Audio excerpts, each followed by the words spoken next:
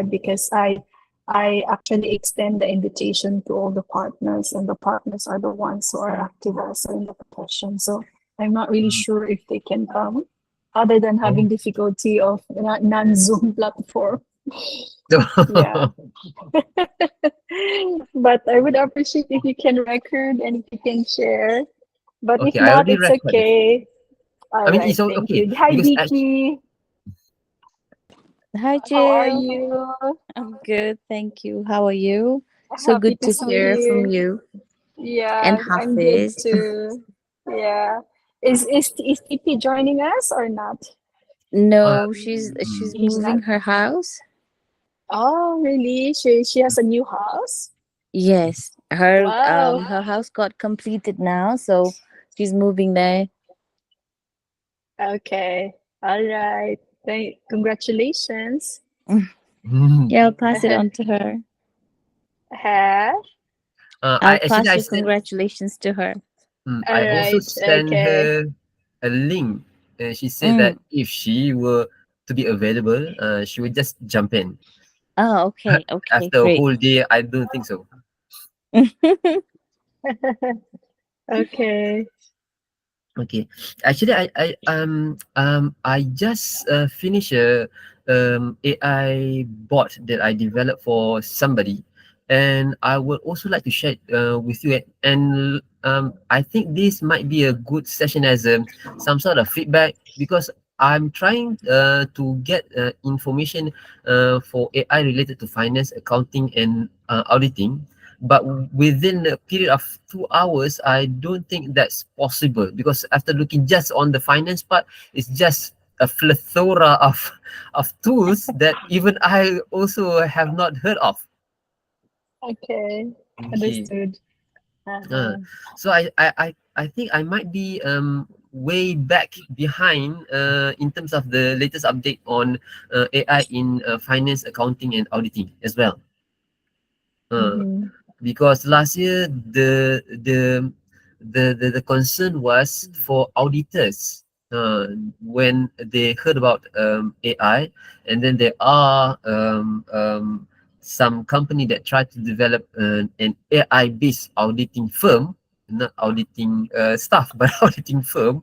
Mm-hmm. That was somewhat discouraging to others for embarking to AI, I think.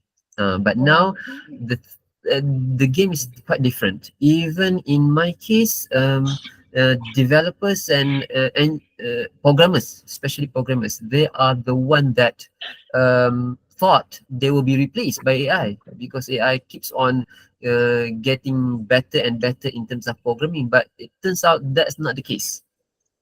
Uh, Mm-hmm. Mm-hmm. so let me share you. Okay. Let me share. Okay. I hope by the end of this session, you can still grasp the numbers of information that will be shared. But I will start off with a terminology, and this terminology is Sure. quite different from the last time that I shared with Deki. Mm-hmm. So it will be somewhat something new, Deki. Oh, Uh, uh-huh. And generative AI. Okay. okay. And also last time when I talk about AI, it's more on how to use ChatGPT, but it looks as if a staff or any worker that does not hold any access to ChatGPT, Cloud AI, and Perplexity, they um, will be left far behind in terms of progress. And I see this. I examine this between my research themselves. There's one group that are not keen to using AI, and another group where I give them tools of perplexity. Their learning process is quite fast and quite deep as well. Fast is one thing, but having a deep knowledge and they know what to search next, that's a huge problem for me because I can't control what they can assess or what can they do because they might have knowledge that far exceeded mine as well. Hmm. But that will be another part, and then there will be a part that the last three part, effective prompting, some lists of cheat codes, and also some good summarization that might be useful for finance. Okay, and then there's one part where I find it quite obviously it will help in terms of finance based on the task of each of those finance staff. I'm not quite sure, so I need to for you guys to validate that for me. Okay. So And the Sure. last one will be Should. AI finance. All right. This is exciting. Okay, I will try as much as possible just to teach on the theoretical part, so that you can both of you can have an understanding if I were to jump into a generative AI. Okay. Okay, and I will try to make it short. If it's All right. exceeding 15 minutes, just notify me. All Okay, right. okay. So, because the word of artificial intelligence keep coming up, and people has the tendency of misuse those kind of word. So let me put it into perspective first. Okay, artificial intelligence is actually a domain. It's as same as physics. Okay, under physics, you have thermodynamic, one of the subject under physics. So under artificial intelligence, we have machine learning. So under machine learning is a statistical method for analyzing data. Okay, but in a more progressive way. Okay, so under that, there's another subject called deep learning, and I'll explain this later. But under deep learning, there's two portion. One is discriminative, okay, the more on the statistical kind of method, which is predicting things, classifying things, and that is descriptive. And another one is generative, but that generative has two portion of it. One is the LLM, another one is generative AI itself. Okay, so and what we understand about ChatGPT, Google Bard, and all those AI tools, it falls under the domain between LLM and generative AI. This part over here. Okay. Now, it will be much easier for me to start with the description on the descriptive part, discriminative part. Okay, which is the machine learning, where there's two portion of machine learning. One supervised machine learning, another one is unsupervised machine learning. Okay, so let me go to example of a supervised machine learning. Okay, here is actually a data showing that there are data collected regarding people paying tips on different type of order. So there will be a pickup order and a delivered order. Okay, what supervised machine learning do is you have the data of different type. You label the data at first. Okay, where the pickup data will be the dot in blue. Okay, and the delivered order will be the dot in yellow. Okay, so what happened is by having the data being labeled, the AI can be trained so that if there is a amount on a bill, we can expect the amount of the tip that will be received, either from a pickup perspective or from a delivered perspective. And that is how AI under machine learning, under supervised learning works. You train the AI by having a data that is being labeled. Okay, that's one part. Now, if you go to the another part, which is unsupervised learning, okay, this is an example of an unsupervised learning where there's a data that's being collected of numbers of years of people working in a company and also the income. Okay, but This data has not been labeled. You get the data of all the stuff that has been working within the company, the numbers of years, and also the income, and then you plot it. So what you did is you pass this to AI, and AI will try to create a category. And at the moment, we found there's two type of category. So what happened is the AI coincidentally, uh, intentionally identify there's a on fast track kind of stuff and also a not on fast track kind of group of people. So if you have a numbers of years of a person working and you identify the person income, then you can know whether the person is under uh, a fast track kind of mode or a not on fast track kind of mode. Okay. So it's different from the first one. The first one, you label it. But this one, you just push every data into it. And then from the data, the AI will try to learn and identify a pattern. And the pattern is the on fast track or not. Okay. So can you still catch up with the this part? Deki or Jill? Yes, yes. Okay. Yes. Okay. Next. Okay. Now, there's another part from the diagram that when I showed just now, there's a portion of a deep learning. So this is an example of how banks use deep learning to do a semi-supervised learning method using deep learning compared to the previous part where there's a method for labeled and unlabeled data, which there are a set of numbers of data that can be trained in those kind of manner. But when we have a huge amount of data, for example, trying to find a fraud transaction, okay, that's quite huge. The data is quite huge, it's diversified, meaning from one year to another year, the method keeps on changing. Okay, so what bank do are actually they use the data that's been labeled, meaning that there are a transaction and data that's being labeled as fraud and non-fraud. Okay, and then they train this data to the AI.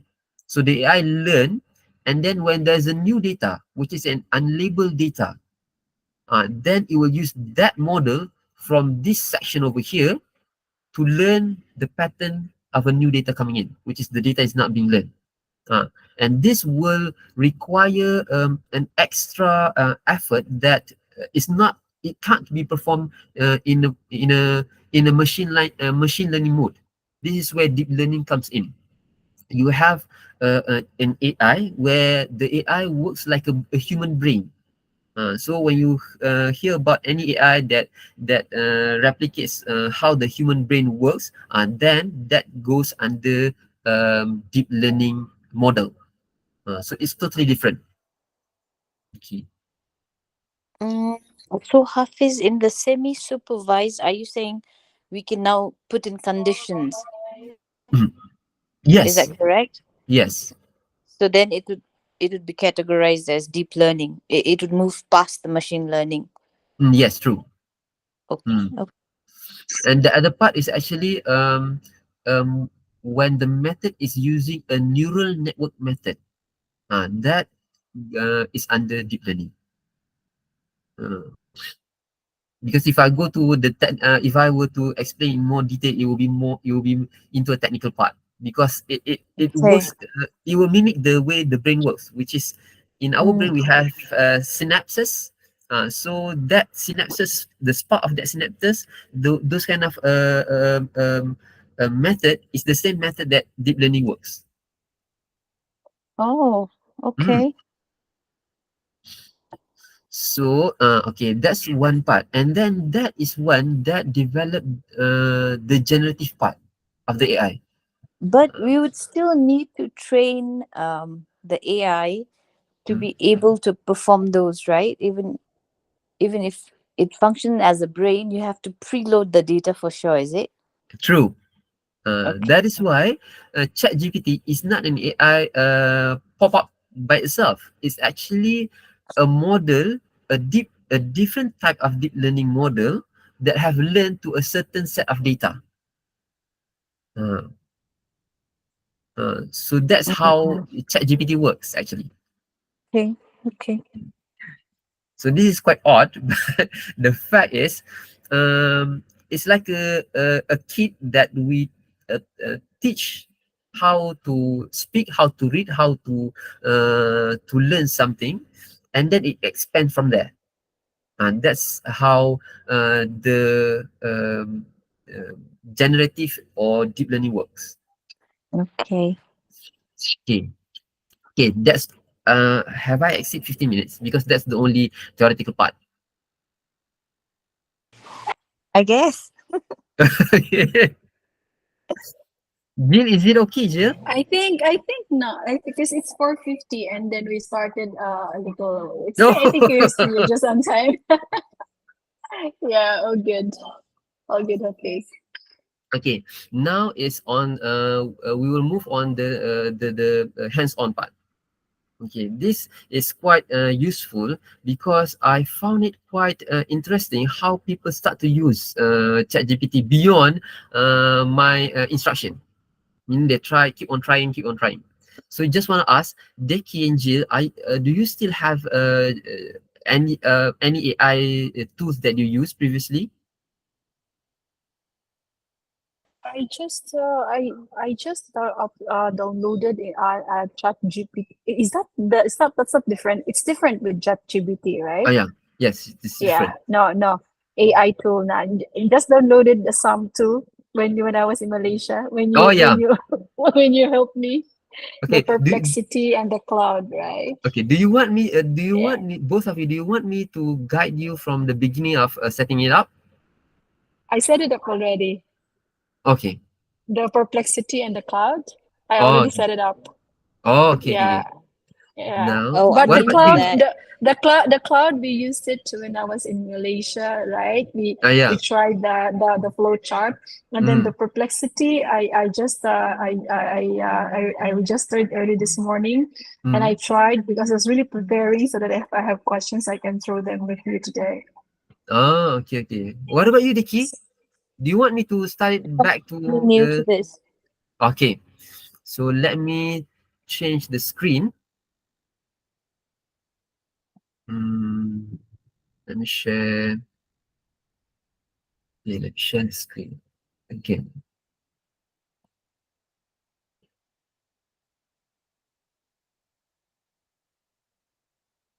Okay.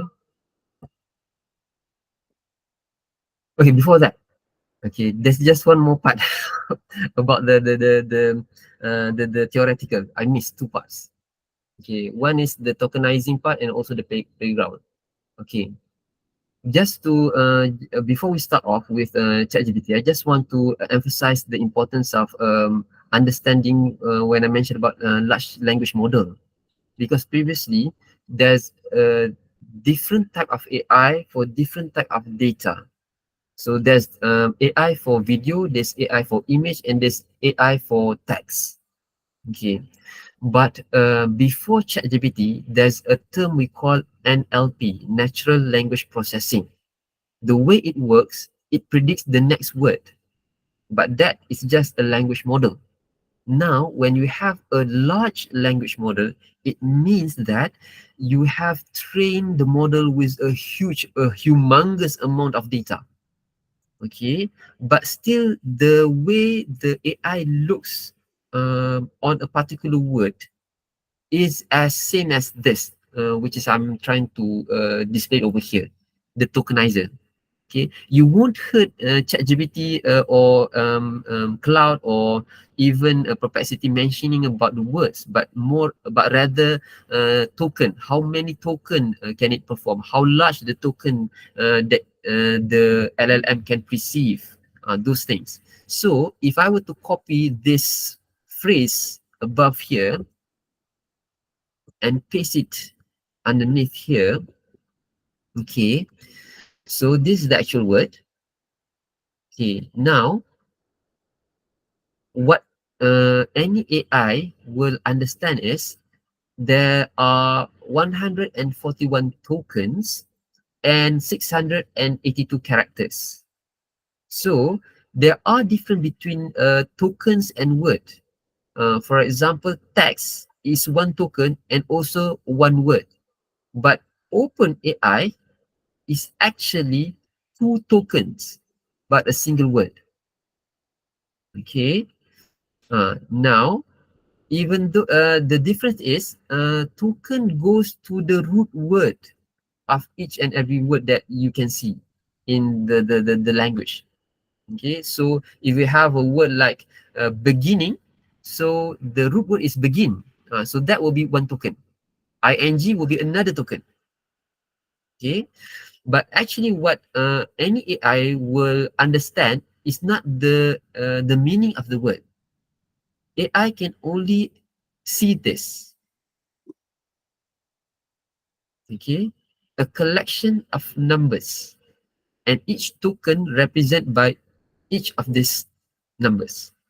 So the LLM is actually guessing what will be the next number after the straight number over here. Okay. Okay. Is there any question, Deki, Jill? Can you get that? I mean, is it okay? Yeah, no question. Okay, Yeah, all no good. questions. Okay. Now the next part. This is the same that I showed to Deki previously. This is a tool set where we developers try to analyze how and try to program the LLM. So, for example, if I were to put Mary, Mary had a little, and then I stop over here, which is a nursery rhyme. So, uh, the LLM will work in a condition where it completes the sentence. Okay, and that the completion is controlled by the temperature parameter. If you set the temperature parameter to 0, which in some cases, in some tools, you can change the parameter. Okay, it will give a more precise output, meaning that it will give an output that it actually learned previously. Okay, but if you move the temperature higher above than 1, then the AI will generate output that is more um, less probable but more dynamic. So if you want to have any creative work, then you will set the temperature higher. So if I were to set this lower and then ask OpenAI to complete it, the GPT to complete it, okay, so it will continue. I understand. It will continue to. Oops, what happened here? Mary had a little to do with the longest. Okay, I think I'm seeing something.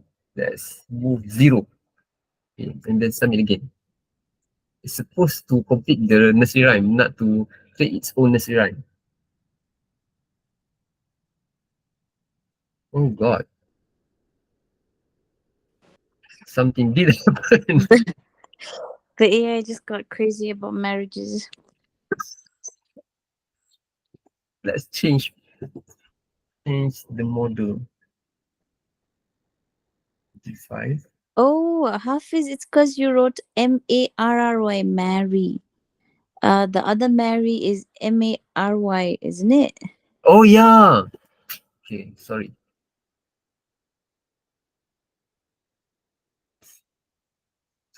Thank you, Deki.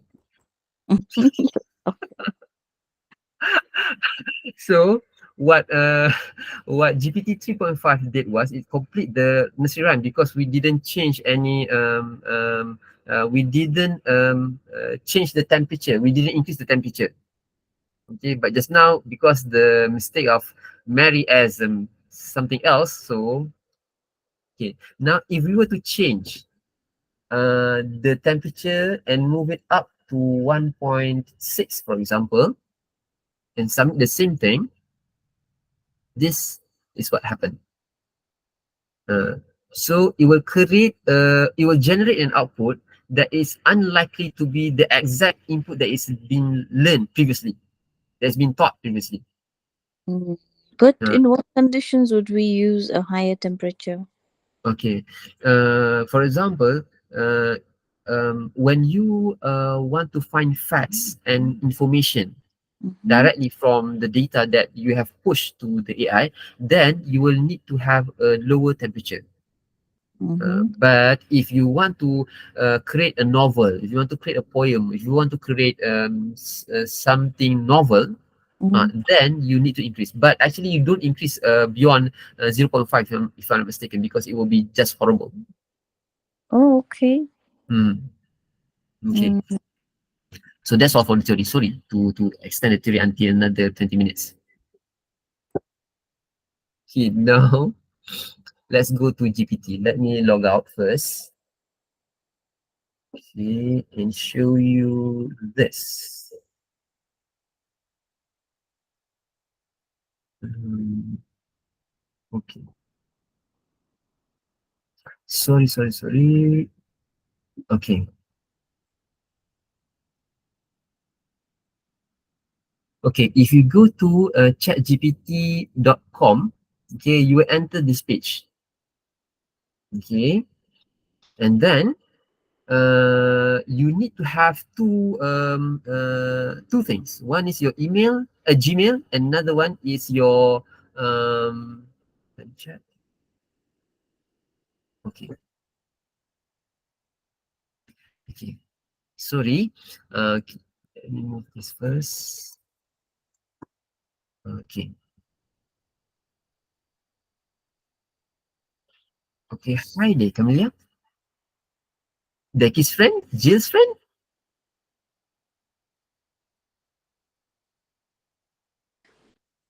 Let me see. Does it say karma? Karma? No, What does it say? Cameli Mutas. Oh no, not my friend. Okay, it's okay. Okay, but Maybe Jill's colleagues. might be Jill. Okay,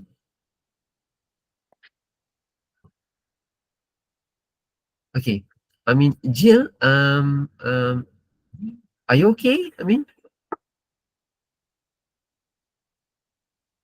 can I move on? Hold on, Yeah. hold on. I'm talking only to find out I'm on mute. Yeah, Camille is my teammate. Okay, nice. Okay, sorry, I was talking. I didn't realize I'm on mute. Yeah, and there could be some more Hafiz. Oh, okay. Yeah, yeah. Our So, our our national president also of the CA, he wants to join, but he's on up in the air. But he said when he touches down, he will come. I shared the link to him too. oh, okay, Okay, carry on. Thanks, Camille, okay. for joining. Yeah. Okay, now at the moment registering for ChatGPT is quite straightforward. I mean any AI assistant, they will request a Gmail and also your phone number. The reason is for some cases those company will require the location, so it will send you a verification in your phone. Okay, so when you log in, it's better for you to log with your Gmail account. Uh, so when you have a multiple account of Gmail, just select the one that you will use most commonly.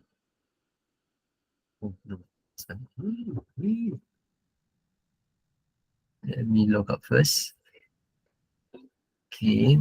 But when you log in, if it's the first time, it will request you to give your details, your name, and then your email, and then it will proceed. When you send the sign up, you will be requested to enter in your phone number. Okay. Mm. After this page, after login, after signing up using a Google account, you'll be requested your phone number. And when you enter your phone number with the right correct prefix, it will send you a message for the verification code. Then after that, you can log into ChatGPT.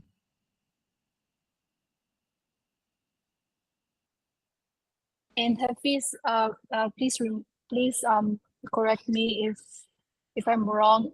You told me last time that we don't need to upgrade our plan to premium. We can stay with free plan provided that we're not gonna use it at more than 5 times a day. Is this the one you're referring to? Yes, yes. Okay, all right, thank you. But the 5 times a day is actually for data analysis, Jill. But if you want to ask anything, you still can ask a lot of things. When you say data analysis, it means where I upload a file. Yes. Okay, all right. So data analysis when I upload a file, like what we did last time, upload a file and come up with a PowerPoint presentation. Yeah, true. Okay, thank you. Really appreciate on that very big help, Hafiz. That's why Camille, by the way, is our HR head in the firm. But Oh, okay. yeah, she handles different companies that I do have. So Camille, I'm happy to know that Camille is here because I'm pretty sure this will be a very good learning points to Camille because she's the one like coming up with each job description Yes. when we hire people and then across all these companies of different industries.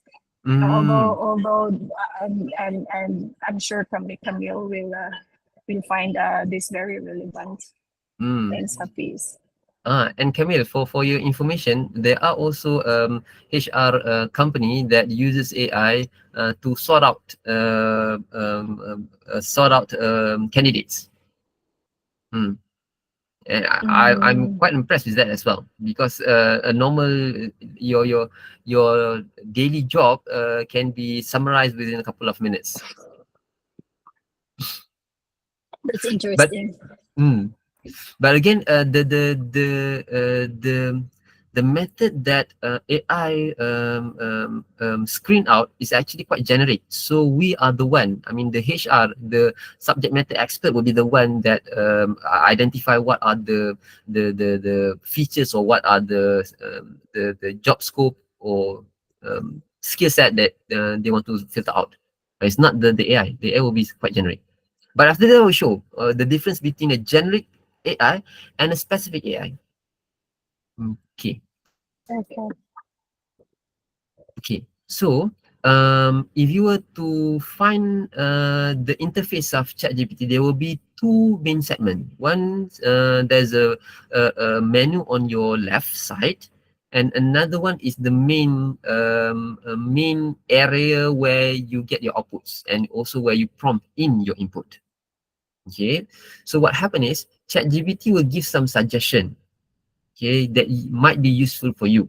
That will be at the center, and that is every time when you pop out will be the same thing. Okay, underneath over here is actually where you prompt in your request. Okay, I just use the word request, but it's actually not request. It's just a prompting. Okay, and then this is quite new in ChatGPT this year because normally when you have a free account, you don't have the ability to upload data, to upload any picture or anything. But now you have that function.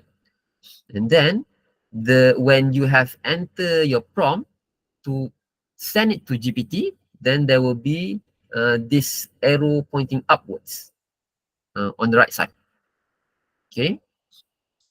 So if you want to know what kind of chat GPT you are using currently, okay, 1 month ago, if you were to click on chat GPT on the top area over here, okay, it will give you a selection of models that is running like GPT 3.5, GPT 4, GPT 4o, but now it's simplified.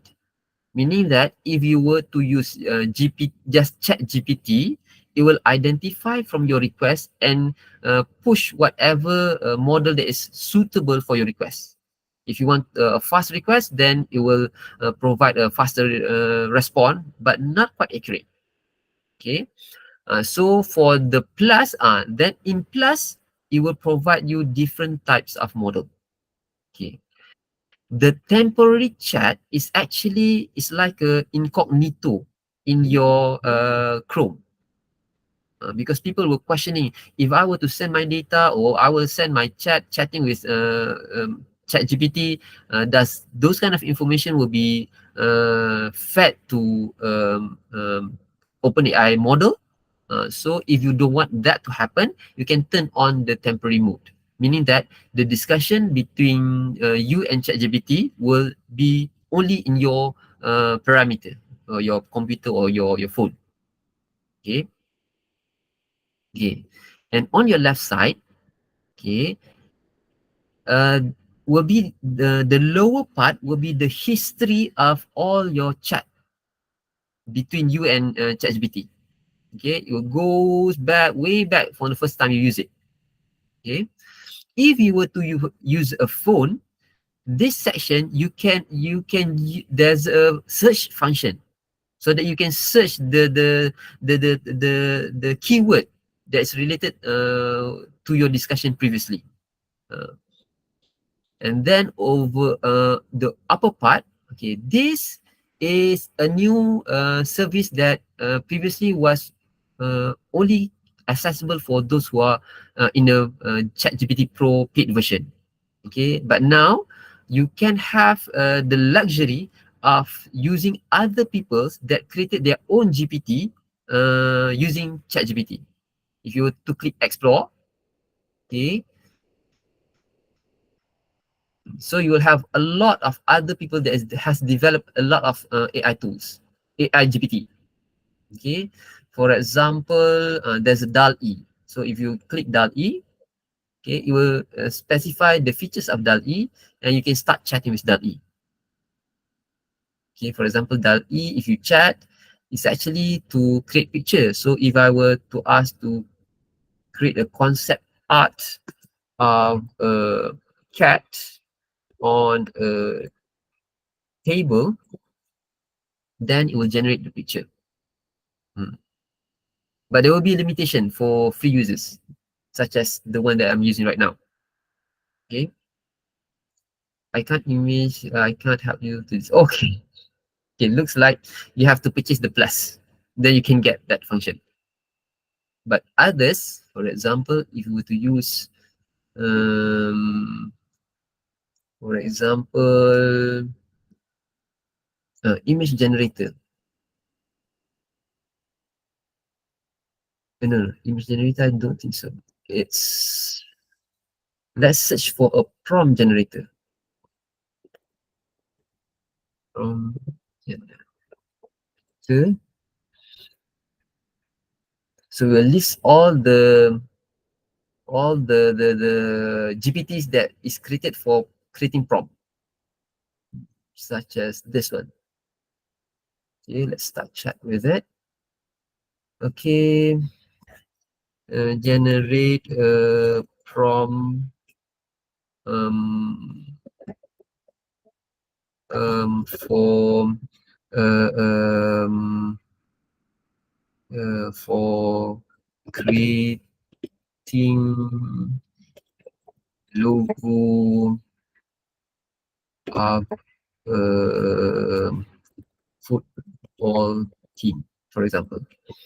So it will create a prompt that can be used in Midjourney to create a logo over here.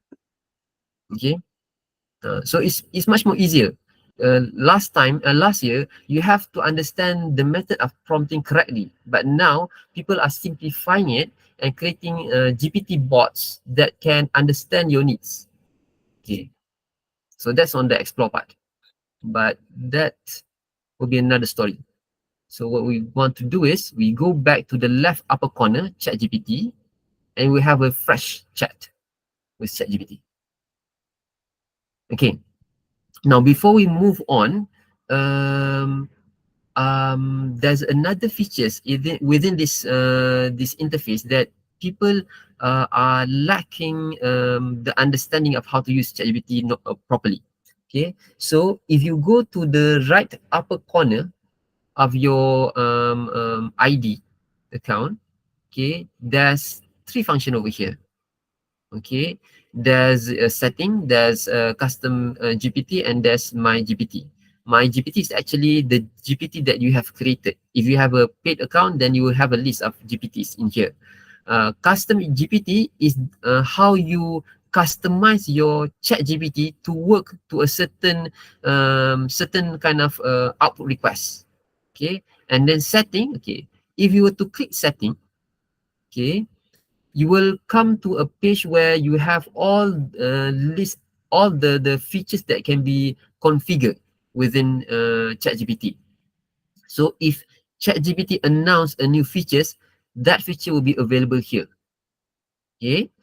So there's a personalized, there's a data control, build the profile, which is your profile, and also connected to apps. If you want to connect ChatGPT to your storage in your cloud services, that's also security part. Okay, that's for setting. But the one that I want to show is, okay, is the customized part. So if I were to ask ChatGPT, create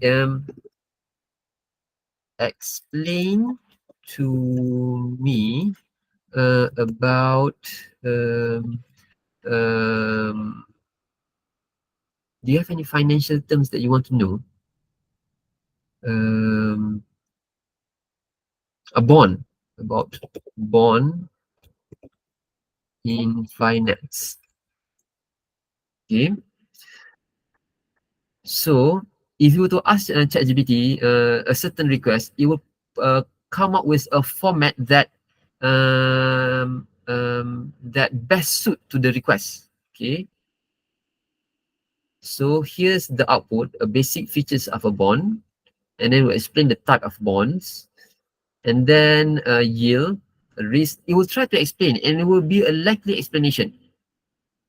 Okay, so actually you have the ability to customize the type of output that you want from ChatGPT. For example, if I only want ChatGPT to respond and give me only 5 points, so what I will do is I will go back to customize ChatGPT over here on your on your right upper corner, and then go to the second part down here.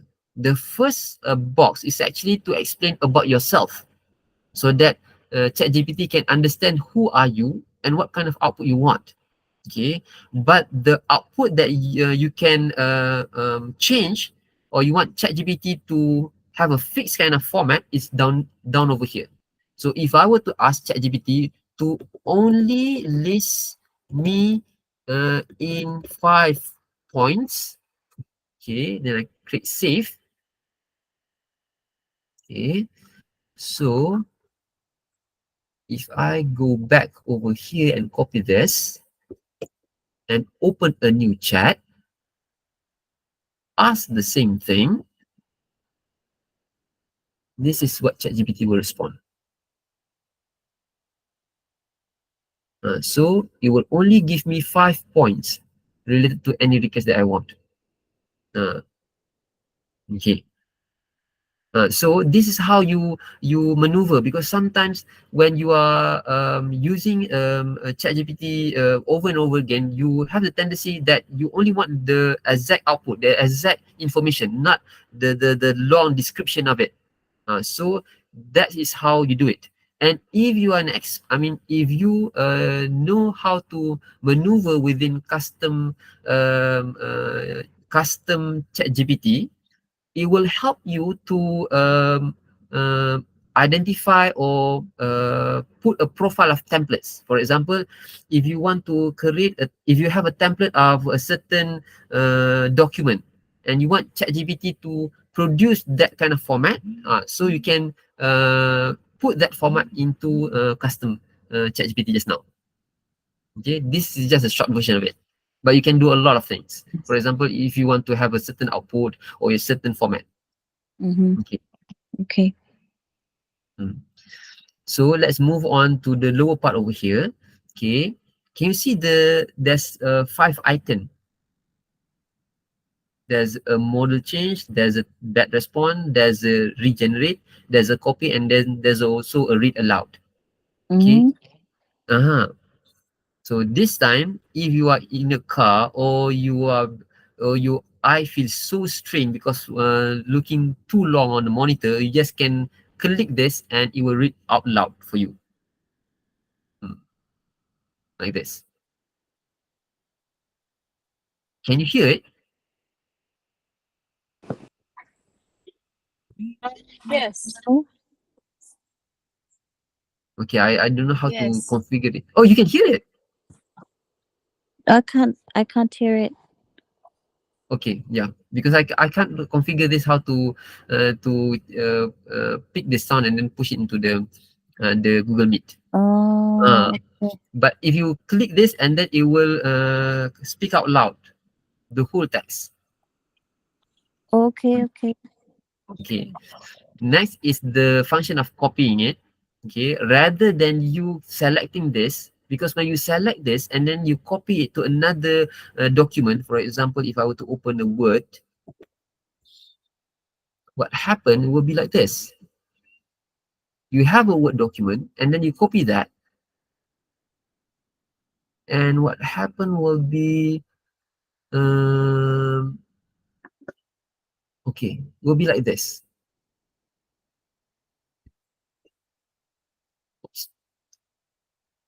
Yeah, if I were to copy this and push it to the document, Word document, so it will be in this kind of format. Uh, but if you were to copy using this, okay, and go back over here,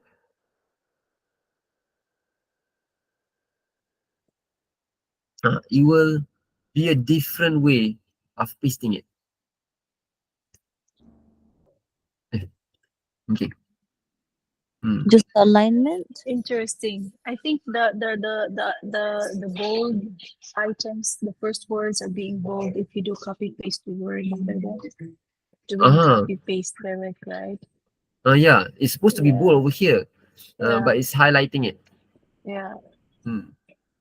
So it might not the point is, if you were to copy paste, the chances are the format of that copy will be not inclined to what is being displayed over here in ChatGPT.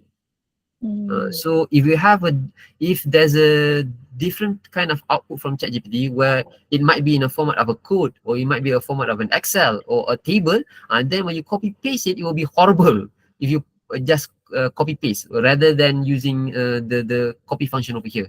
So it's better to just use the copy function underneath every response. Okay. Mhm. Okay. We might find some difficulty in our editing. Yeah, true. Yeah. Mm-hmm. Mm. Okay, then there's a function of regenerate. Okay, in Google Gemini, or previously known as Google Bard, when an output was given by AI, it will give a selection of outputs. But in ChatGPT, I think because of the response of users, it only provide you a single output. But if you were to request to regenerate again, then there will be another function underneath here. Okay. And then in terms of model, this is actually a bad response. If you don't like the response that ChatGPT generate for you, then you can leave a bad response so that it will try to learn your preference. Last time it Okay. give both a up, thumbs Up. up and thumbs down. Hmm. Okay. And now the change model. So you are lucky, all of you are lucky today, because yesterday, just yesterday, ChatGPT announced a new version of model, which is GPT-O Mini. So there's a Uh-huh. GPT-O and then there's the GPT-O Mini. Uh-huh. Okay. The difference of these two is GPT-O Mini has the tendency to work like GPT-O but faster. Uh, Mm-hmm. So I'm not quite sure about the performance. I haven't tested yet, but because it's just released yesterday, so there might be a lot of use case for GPT or meaning. Okay, Okay. so now that's on ChatGPT. Is there any question? None for me so far. Yeah, none for me so far too. Okay, now the way you ask ChatGPT is will impact a lot how you talk to GPT. And when you talk to GPT, you don't say you talk to GPT. It's actually you prompt to GPT. Okay, so if we prompt a single request, just like just now when we asked to explain about the difference between sukuk and bond, for example. Okay, this kind of prompt is called zero prompting, zero shot prompting, just a single shot, just by your request, because this is a tendency of many people. They have some inquiry, and then they just prompt into it. Okay, so what ChatGPT do is it will try to understand the concept of the output and the format, and then it will come up with a certain format. Okay, but because it's still locked with the 5 point just now, so it only gives 5 points. Let me change that. Go to the custom and remove that. Okay, save. So let's ask again. And then let's go back to a new chat and then ask it again. Okay. Okay. Now, the way it tried to explain is much more uh, comprehensible, because it goes to differentiate bonds and suku, and then it goes to the parameter of the comparison. Now, this is because we do not explain how ChatGPT need to be to respond. If we have a understanding of how to prompt better, we will try to ask GPT to prompt into a certain request that we want. For example, I will ask GPT to be first. I will ask GPT to be a person, a persona, and then I will ask the task, and then at the end I will give a format of the output. For example, as an expert in um, um, um, in bond and suku for financial analysis. Okay, that's the persona of that person. Okay, and then I will ask him compare the difference between suku and bond. Okay, that's the task. Now I want it to give a certain format and put it into a tabular tabular form. Okay, it's quite natural for us to correct the word that might be misspelled. But eventually, AI does not understand the whole uh, position of the character. So even you misspell, it can still identify the actual representation of the word. Okay. Now let me see. See. Now, when we ask ChatGPT to with a certain character and a certain format of output, then it will produce an output that is tailored to those kind of conditions. So now you have an output, and this output, if you would try to copy it and paste it into a document, then you will have something like this. Still improper, but this is format for table at the moment. hopefully ChatGPT can repair that. But actually, it will give you an output and then a table of this.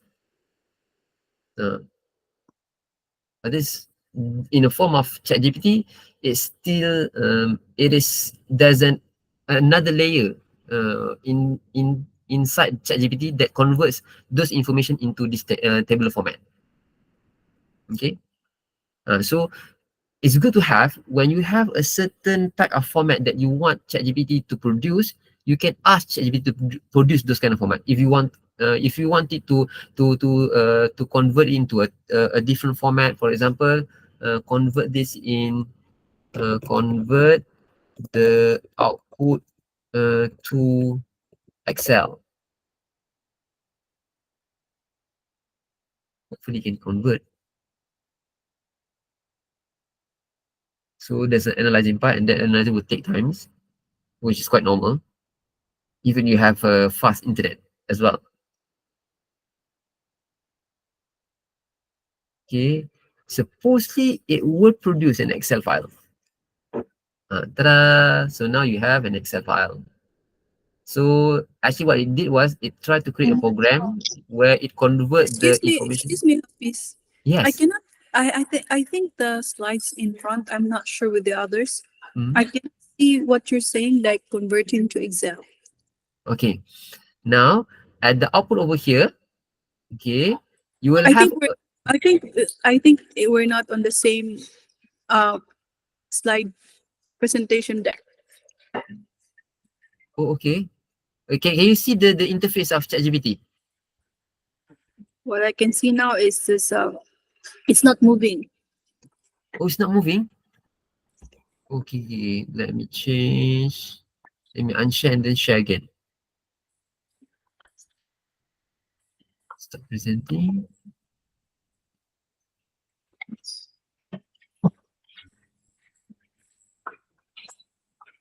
Okay. Now, can you see the screen? Can you see Now the this is download? good. This is good now. Oh, okay. Oh, please inform me if your screen frozen because it might be because I need to refresh or do something over here. Okay.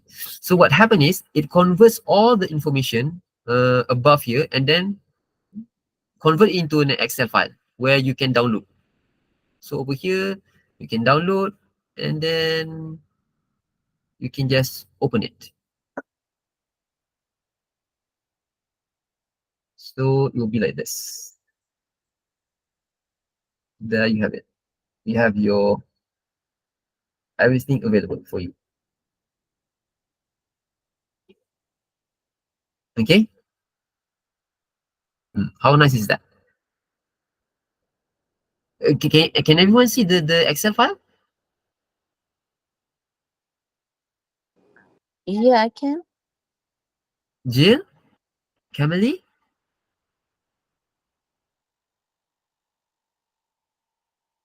Yes, I can. Okay. Okay. Now, that's how the way you use ChatGPT. That is why there are certain rules of how to prompt. Okay. If I were to share the slide over here, let me cancel this first. Okay. Let me share the slide back. Okay. Can you see the slide now? Yes. Okay, let me move to okay. Now actually, ChatGPT, Cloud, and even other AI large language model already provide a guideline on how to prompt the correct way. So I will share this slide to all of you. Uh, the prompt that you need to put into any LLM has to be very specific and clear because AI does not understand you actually. So and it has a huge amount of data that is been learned, but it cannot put out an output where it goes throughout the whole data to come up with the format that you want. So that is why the first thing you need to do, you need to prompt, is to ensure that the prompt is clear and specific.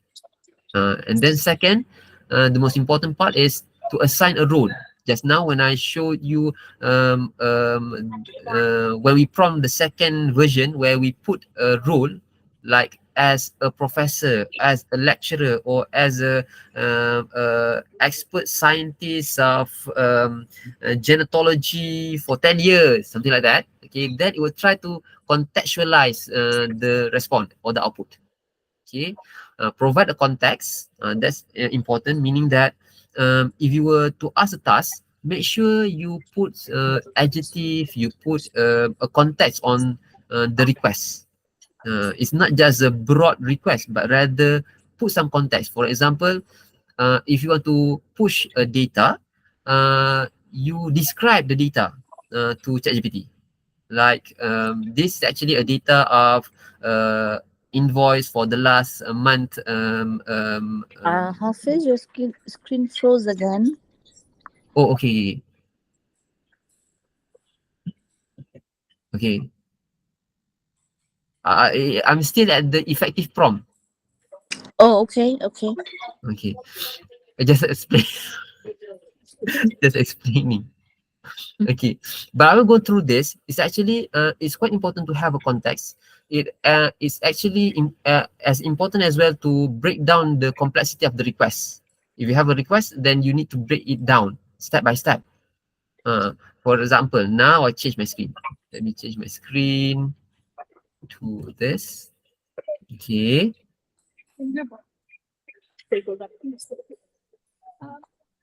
Okay.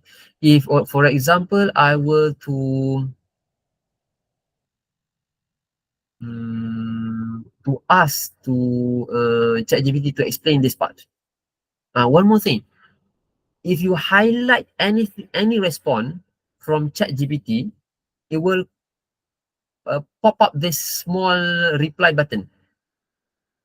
Okay, this is very very useful if you to chat with GPT for a very long conversation, meaning that when there's a tendency when you discuss with ChatGPT, you have a point that you want ChatGPT to retrieve back.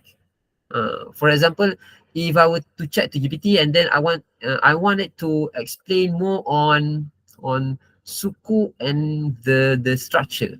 Okay, so what previously we cannot go back. We can only move forward when we discuss with ChatGPT. Now you have a function where you can reply.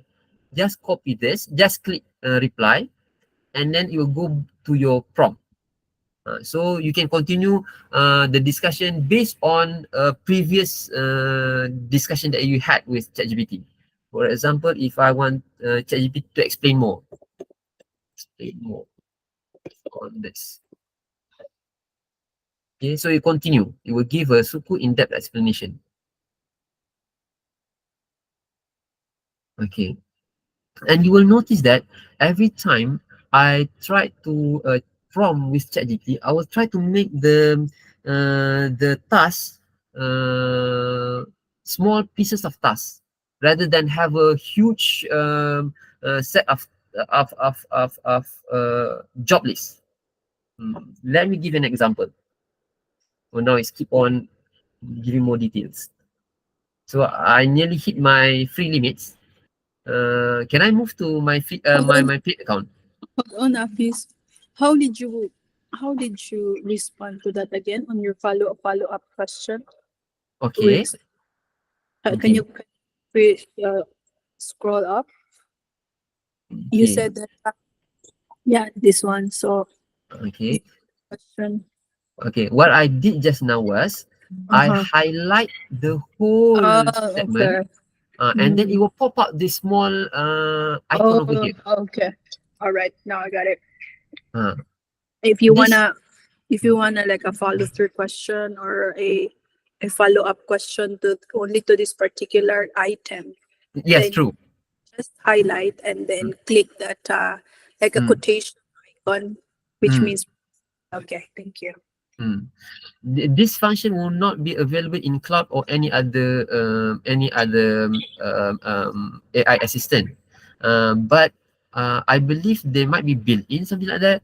But having this, it will be much proper for us to address which point within our conversation with ChatGPT that we want to talk about. It will be much more easier. Okay. Mm. So and not many people know about this. I'm quite surprised because it has been very long features, but not many people using it. Yeah, Mm. and that icon on reply only comes out when you highlight. Mm. Do I get it right? Can you take Yes. out can you take out the highlight, please? Yeah. Mm. And then only when you highlight where the icon pops out, right? Yes, true. Yeah. Precisely the reason why not many people knows about it because it's not like a given icon. Yeah, Yeah. And like the other four icons at the bottom last time where you're showing the cup, true. Mm.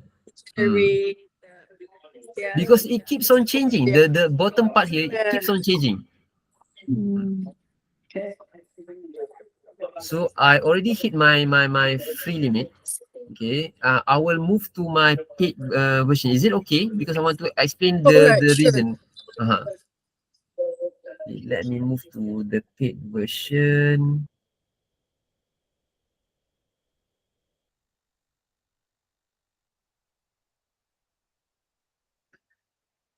Okay, this is my paid version.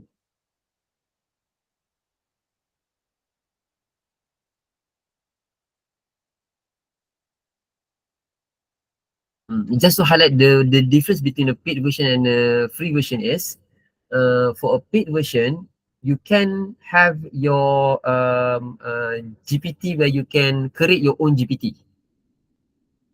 Uh, so by going over here, my GPT, okay, okay. Other than you can use other people's GPT, you can also create your own GPT. Just click over here and then you can click.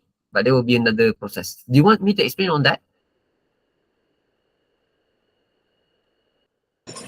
Yes. Okay. Okay. Because it will be quite useful for those who paid $20, because when you create a GPT, rather than you program it one by one and do all this, okay, you put the name, you put the description, you put the instruction, all these features. What you can do is you just go to create, okay, and then it will pop up with a chatbot that you can ask ChatGPT to create for you. Okay, for example, I want a chat bot, um, um, no, I want finance, H human resource guru and buddy to discuss with.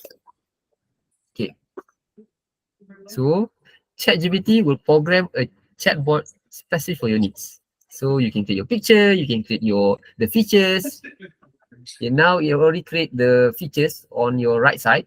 HR guru and buddy for expert advice and friendly chat. Some sample of prompts, and then it asks, great, let's decide the name for the HR guru. HR buddy, does it work for you? Mm, mm, um, okay, that'll be okay. Then now ChatGPT want to create a picture. So it will create a picture for this for this GPT guru. There. So that's fine for me. Do you like this? Yes. Okay, now what happened is great. So the first, what should HR buddy emphasize or avoid when getting advice and support? Uh, Family, do you have any idea? Uh hiring and selection process. And selection process only. Yeah. Okay, so we update again. And what actually happened is at the back end, okay, how you like buddy to interact with the user? Okay, how do you like the HR buddy to interact? Either more formal, more friendly, Friendly. friendly. It's updating again. What happened is actually at the background is actually running a code for you. So just now in the configuration part where you don't you need to fill up those setups or features, ChatGPT has done it for you. It already create your icon, it creates the name, the description, the instruction code, and everything. So now you can use it. So you can ask, how can I improve my employee engagement? So it will give you some advice. Hopefully, it will be a friendly advice. Okay. Now, okay, that's all. Okay. Okay, GPT. That's so much. Okay, now when you have this and you already preview it, so you can start creating it, and then you can share. Either you can put it at the GPT store, which is in the Explore GPT. You want to use it yourself, or you want to share with those who can have access. Let me just share it. Okay, and then if you were to search HR buddy in Explore GPT, you will find this. Let me copy this and then share with everyone. Like I can also put that to PowerPoint.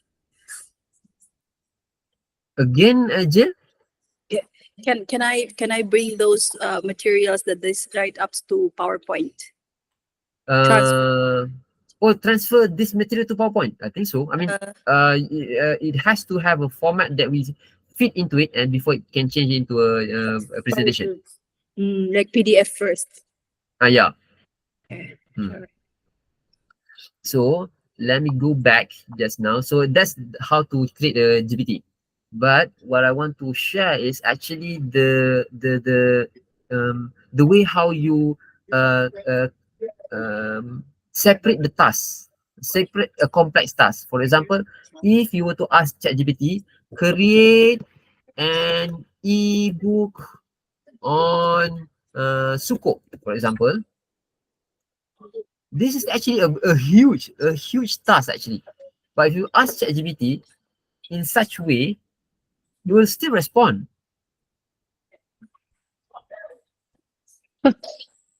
You will still respond and try to create a book from its perspective, which is quite good. Previously, it was not this good. Okay, I think I select the wrong model. This is quite good. I mean, seriously. Okay. Then, okay. So I think I can highlight the my point. Actually, what you need to do first is ask ChatGPT to give the outline of the ebook first, and then you go chunk by chunk. Uh, like now, it's already preparing everything. Normally, if I were to teach previously, I will ask ChatGPT to create an outline of a book, or an outline of a presentation, or an outline of a script, rather than ask ChatGPT to come up with the whole script, because we have to understand ChatGPT has a token window. Any LLM that is being announced, actually, the developer will explain about the token window, the size of how much token that ChatGPT can get an input, and then also provide an output. So this token window is very important. You cannot be too large and you cannot be too small. If you be too small, then the numbers of output can be, the response will be much less. and the context that it can understand will be small as well. But if you have too long, chances are, even though you can put a lot of things, ChatGPT cannot understand the whole thing. I mean, any AI assistant can understand the whole thing. Uh, so what we need to have might be a medium part. You don't need to have 1 billion or 1 million tokens. If you have 100,000 tokens, is more than enough. It's just that how you separate the tasks, the huge task into smaller tasks, subtasks. Okay. So if I were to ask, create an outline of an ebook on suku. Uh, it's supposed to be like this. This is an outline.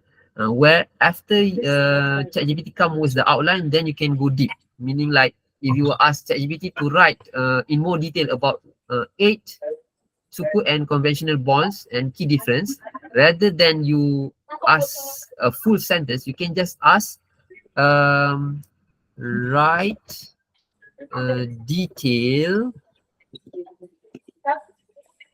for 8.1, which is 8 key differences. You can understand that. See?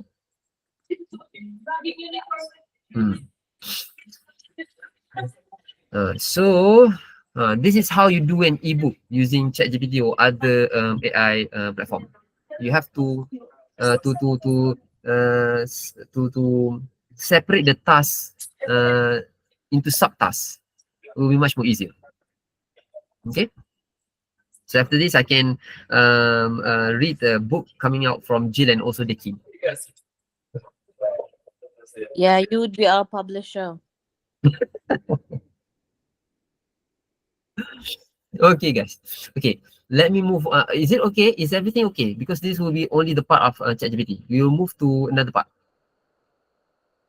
Yeah, I'm good. Okay.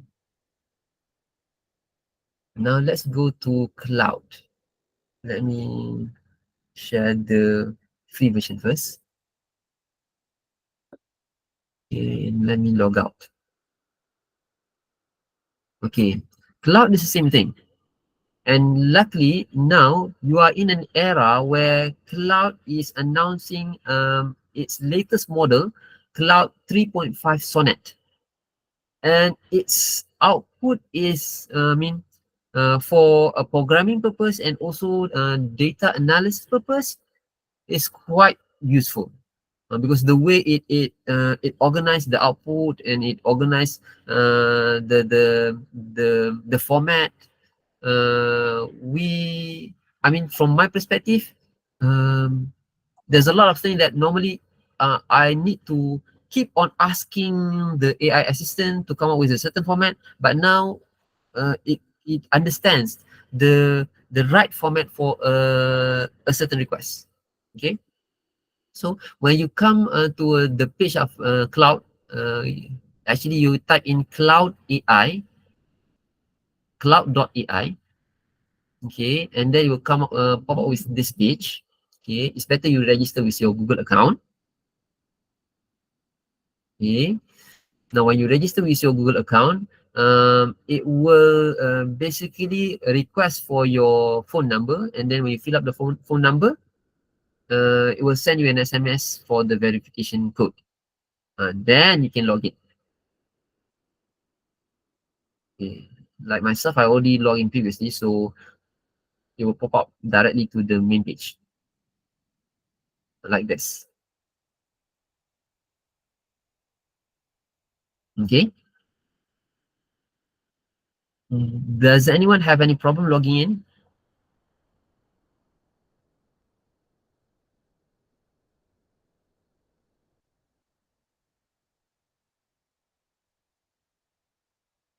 I haven't tried Hafiz. Nah? I haven't tried logging in. Okay, you want some time to log in? No, you can go ahead. Okay, okay. Okay. Previously, when Cloud announced their latest model, it comes with a part where you can upload documents, and also files.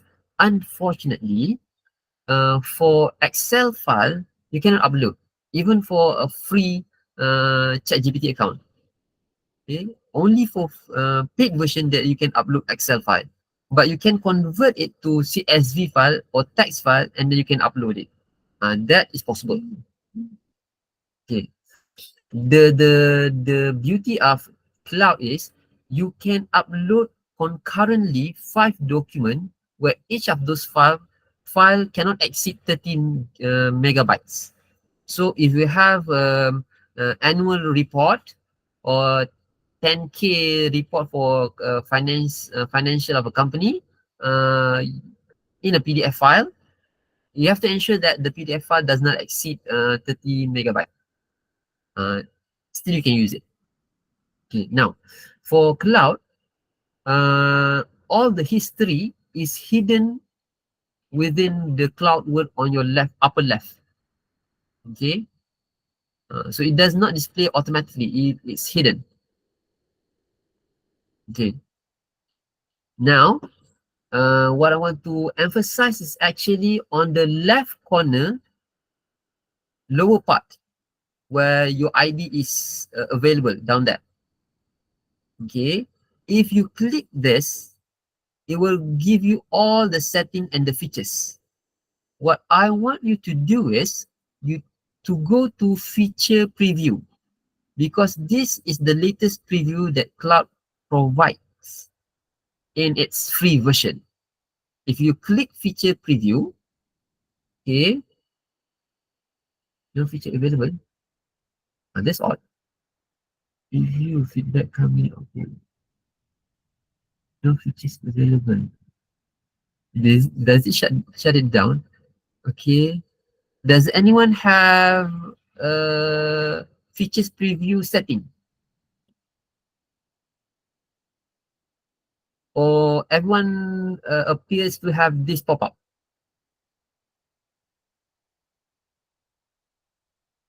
Jim, Deki? Um, I'm still trying to figure out how to log in. Okay, Oh, okay, sorry. okay, okay. Jill, okay, let me show you the paid version. If it's in paid version, okay, it's supposed to appear like this. I mean, previously when I Uh, open it in the free version, there's a feature preview where it's by default is turned off. You need to turn it on. uh, you have a paid version of all of it? No, it's actually either I pay 2 out of 3, out of 4. Okay. Uh, so I keep on switching. It's a monthly subscription, is it?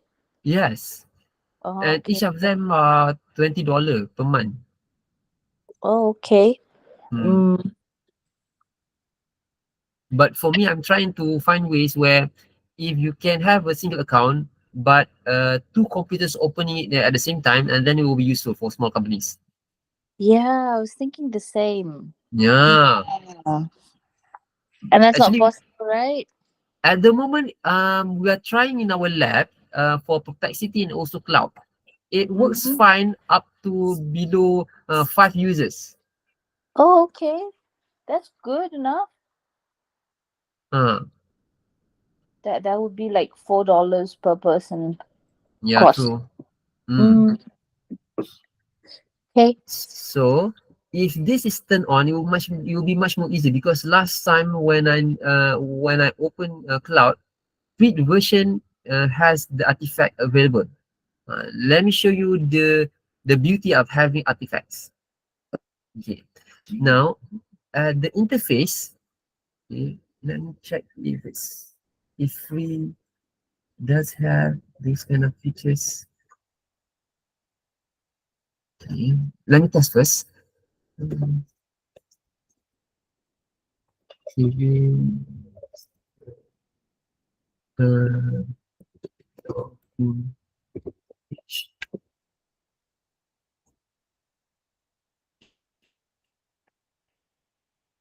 okay, it's available. Okay, this is what I mean by artifact. Artifact is actually handling documents, handling tables, handling um, coding or HTML files by separating all those things on one side of the output. Meaning on the right side, you will have your coding, your format, as well as the preview of that, which is this. So it will be much more useful for coders, meaning that if the coder want to create something, on the left side will be the output of the response, and on the right side will be the coding. Okay, this is not available in any other AI assistant platform. So likewise, when we discuss, Jill and I discuss creating a PowerPoint document, a display, a visualization display. Jill, is the policy document a PNC document?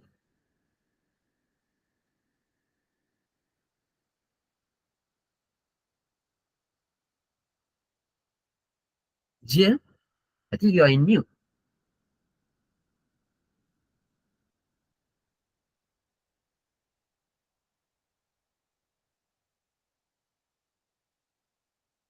Jill, okay. Okay, just want to show the beauty of having. Oh, Jill. Yes, Jill.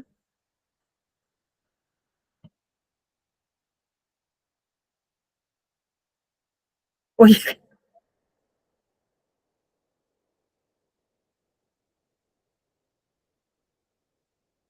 Okay. At my look here, my screen. How can I show my this one? Okay. This one. I'm not mute. Oh, okay. You are not mute. Yeah, and I wonder why you can't hear. Okay, I think, do I need to go up, log out and log in back? It's okay with you, but I don't want to disturb you. Okay. Or do you want to log out or and log in back? Maybe I'll be the one to log out and again. Okay. Okay, okay. I just want to ask, is the PNC document is the document PNC the policy? What's PNC? Private and confidential. I know it's okay. The policy that I requested you Uh-huh. to convert to PPT. Mm-hmm. Yeah, it's okay. So Okay, yeah, I want to it's not show really an highly example for that confidential. using that. Okay, sure. Thank you. I will wait Yeah. for you to log in back. Okay, thanks. Well, Okay, sorry everyone. Let me show you this first, but let's wait for Jill to log in back, because I want to show you the beauty of having um, the ability of the artifact. I have this. Can you hear me? Yes, loud and clear. All right, thank you. Okay, now, okay, um, okay, back to the point of using cloud. Okay, on the left side is all the history that we have chat with cloud, and also on the lower left part is actually the setting. There's appearance, there's settings, appearance. We can have light mode and dark mode. Okay, let me change it back. Okay, and also you can, there are a lot of documents that you can learn throughout this learn more part. Okay, now let's go to cloud. Okay, so last time when I discussed with Jill, that was the moment when we used the first time we used artifact.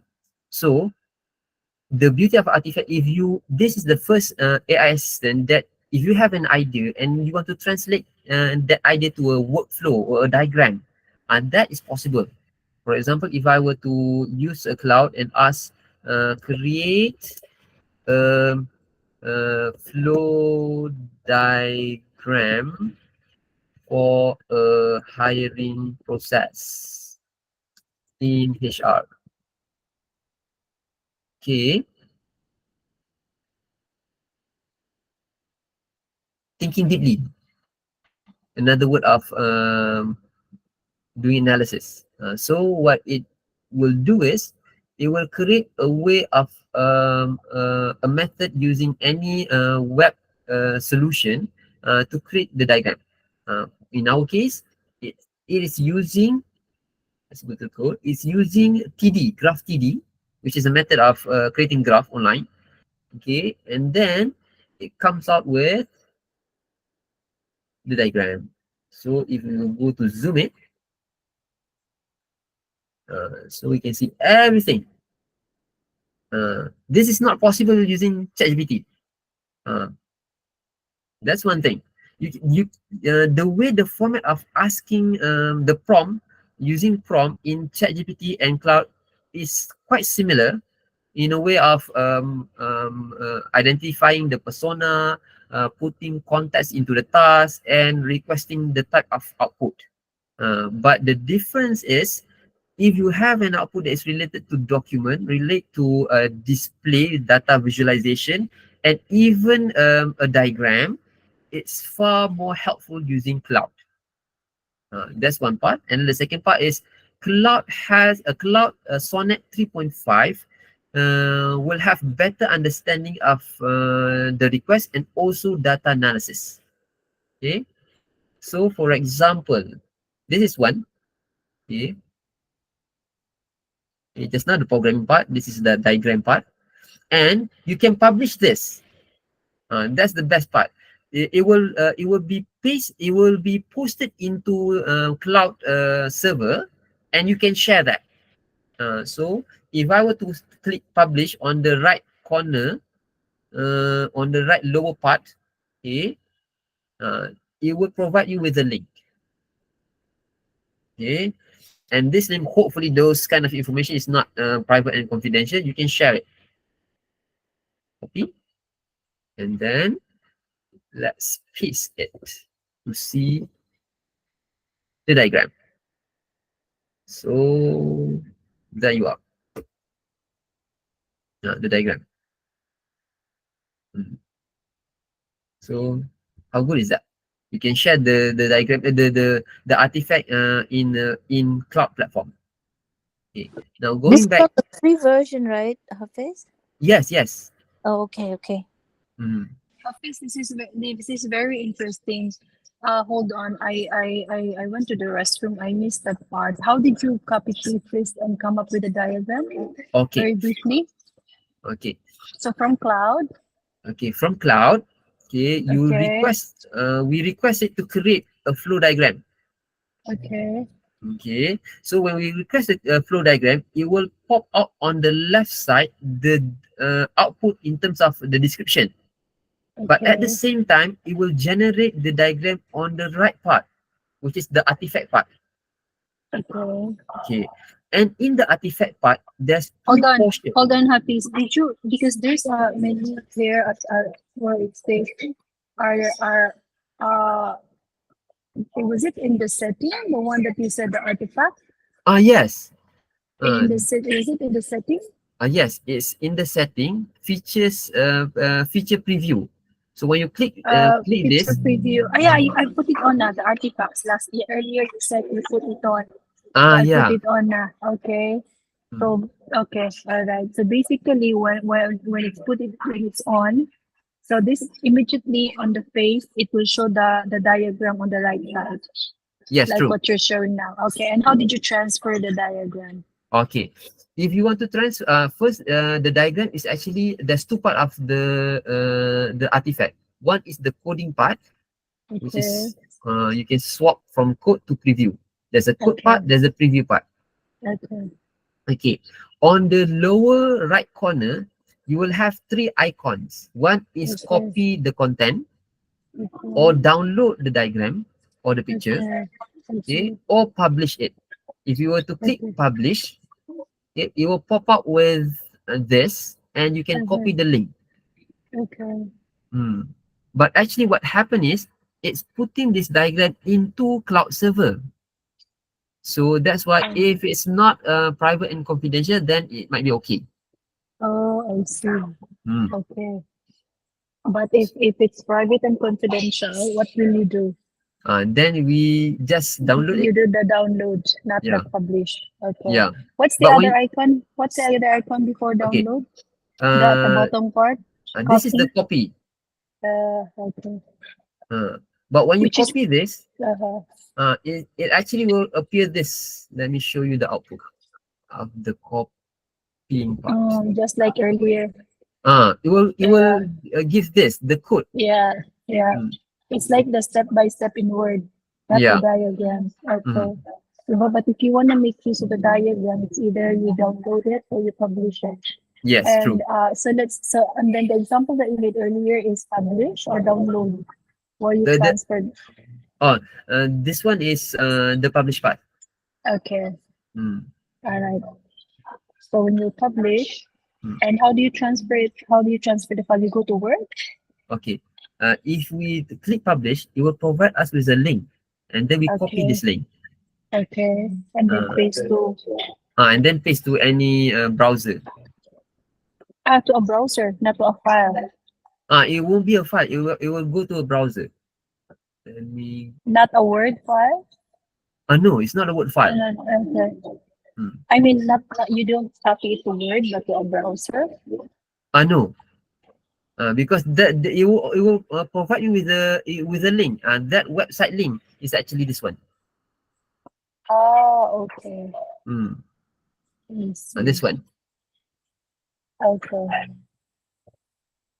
And then how do you transfer it to Word file? Oh, for this, we have to snapshot it, either using snapshot, or we go back over here and download. Download. Uh-uh. The second icon. Uh-uh. Okay. Okay, let's open this. Okay, and then you click download. Okay. Okay. When you mention it that way, Jill, actually when it does not download the picture, Jill. The format of Oh, mermaid. Mermaid is actually a web version of the chart. I see. So looks like that you need to snapshot this. It's like you copy paste the picture. Yeah. Okay. Mm. Okay. Okay, now let's move on to okay, when you click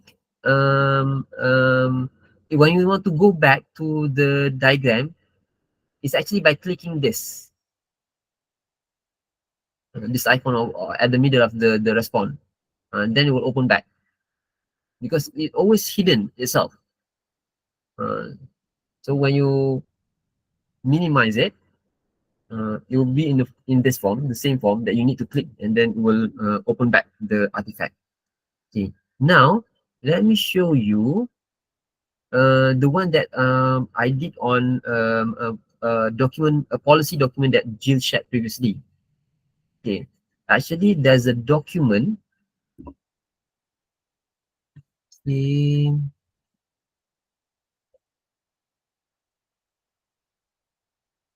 There's a document on policy. Okay, this policy. Okay, this is actually a text document. Okay, so what I did was with Jill, permission. Okay. I asked it to create a diagram. Let me show what's the last word I used. Um,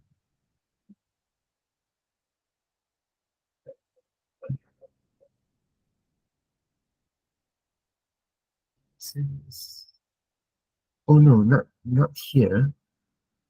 Let me check another.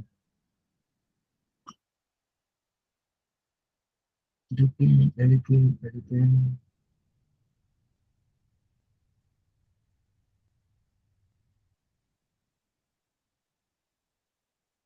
Okay.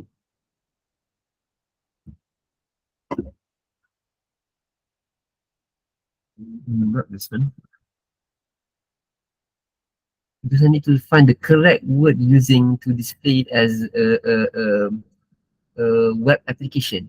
I was also actually surprised by the result. Ah, yeah, this is the keyword. Okay, the keyword was okay. Let's try to use it in the free account. Okay, now we have the free account.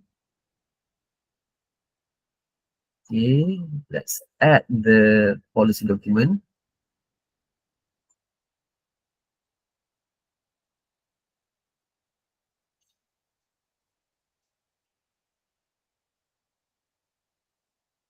Okay, and request the same thing. Okay. Now, what I did was come up with a detailed analysis and summary by carefully reading the attached report. Put together a nice, interactive, and highly detailed but visually appealing dashboard. Make it 10 times more attractive and beautiful. A lot of adjectives, but it's quite good because you want to have a precise, precise kind of request. So what it did was it tries to read the whole document, even though the document is just a plain text word document, and then it will identify ways how to make the information more attractive in a visually appealing manner. So it creates a website, which is, I believe, in React programming code, where it identifies the section, it identifies what to click, what kind of response, what kind of reaction. So, and voila. The whole plain document is converted into an interactive page. You have a snapshot of the document, okay, the membership breakdown, distribution, okay, the finance part, okay, and also the governance part, the affiliates, the key committees, the governance highlight. Just want to ask Jill, is the information correct, Jill? Yes, but this is very interesting, Hafiz. Hmm. Because I just got the PPT file, right?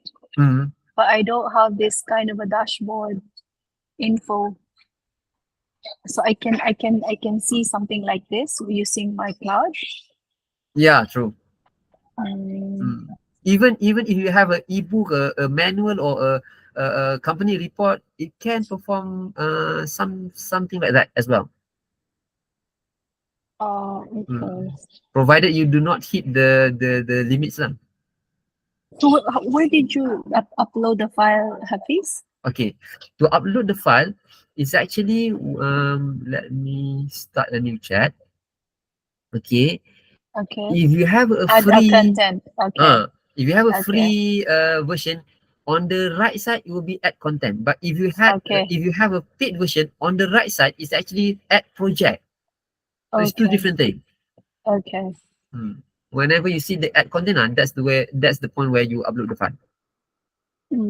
You prefer to do it over cloud than through ChatGPT earlier? Again, Jill? Uh, if you have a PDF file, it's best to put it here in cloud. Yes. I Okay. mean, for um when you have a document, if you want to push it faster to the cloud, it's better to have to cloud entropy. I mean, not the cloud AI cloud cloud structure. No, no, this cloud. Okay. No. Okay. All right. So you download the file in add Mm, content, mm. Yes, true. and then automatically it comes like the previous slides earlier. Yes, Okay. with just a single go. Uh-huh. Mm. And if you are not satisfied with the dashboard, you can also ask it to do extra things. For example, if it's not that too colorful, you want to uh, mm, make it 5 times more colorful.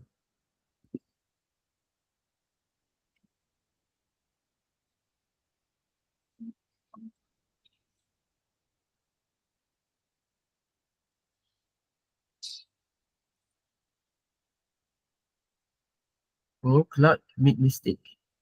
Double check the response. Is there a mistake? Oh, I already hit my. Cups, cup, max length limit Yeah, of this chart. Yeah. yeah. Upgrading to Cloud Pro. But still, it does not stop by just a single prompt. You can have a discussion with with cloud if you have the limits to make it more colorful, or you want to convert it to a different kind of format. It is possible using cloud AI. Okay. Okay, so that's on the second part, and we are reaching our 6:30 p.m. Is it okay if I extend for another 30 minutes? I don't mind. Okay. Deki, Yeah, sure. Kamili? Camille has had a brownout. She texted Oh, me. She was logged out. She's coming in from Cagayan de Oro City down south of Mindanao and coming in Manila. oh, So she that's texted me that there's brownout in Cagayan. Because yeah, Cagayan now has like a bad weather. ah. Yeah. Oh, okay, okay, okay. It's okay. I mean, there's a record over here. I'll share it Yeah. after this. All right. Appreciate it. Okay, next. Okay, this part is quite, I mean, very useful. The perplexity. Actually, there's much more I want to share, but I will put it in a cheat code kind of format within the slide. Okay, within the slide, actually, let me share. Okay, the effective prompt. Okay, this is actually a snapshot of the whole 15 points. The arrangement of the prompt. You have a role, you have a task, you have a format, and you have a few shots. Meaning, the few shot means that you have example. Meaning, like if you will ask ChatGPT to come up with a certain format, you give the example. For example, you want ChatGPT to come up with a technical report on finance, and then there is a particular format of report that you have in mind. So that format you have to put into your prompt as well. And if you have several of that example, it will be easier. What's Deki?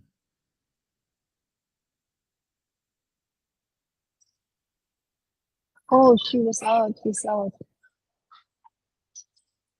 Oh, okay, okay. She need to drop.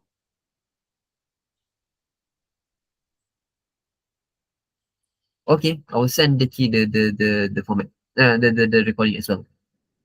Okay. Okay, Jill. All right. So just this, and then this is the snapshot that I found that is quite useful.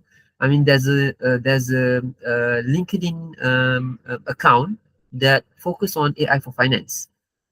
And I found it very interesting because a lot of those prompt is already in a infographic kind of manner. So I'll share this as well. Okay, Mm-hmm. there's a list of how AI can help accountants, and then there's a list of also some sort of a summarization of prompts for CFO, for account payable, for budget, for tax compliance, all those things, and also a cheat sheet. It's might be useful for account. Okay, now the last part is actually this. Um, okay, Perplexity. Okay, how far have you explored Perplexity, Jen? I just created an account earlier, but it's Okay. on the app, and Oh, okay. I have not accessed it in the laptop, and I just realized that this is nice to access this in laptop now. It's easier to maneuver. Mm. Yeah, Ah. Okay, let me yeah. explain you the difference between the free and paid version. Okay. Of Okay. perplexity. For Okay. Perplexity. Okay. Likewise, most of the AI tool will have a menu on the left side, and then the output on the right side or the center of the display. Okay. Previously, I noticed that um, back 2 months ago, there's no function as Pro.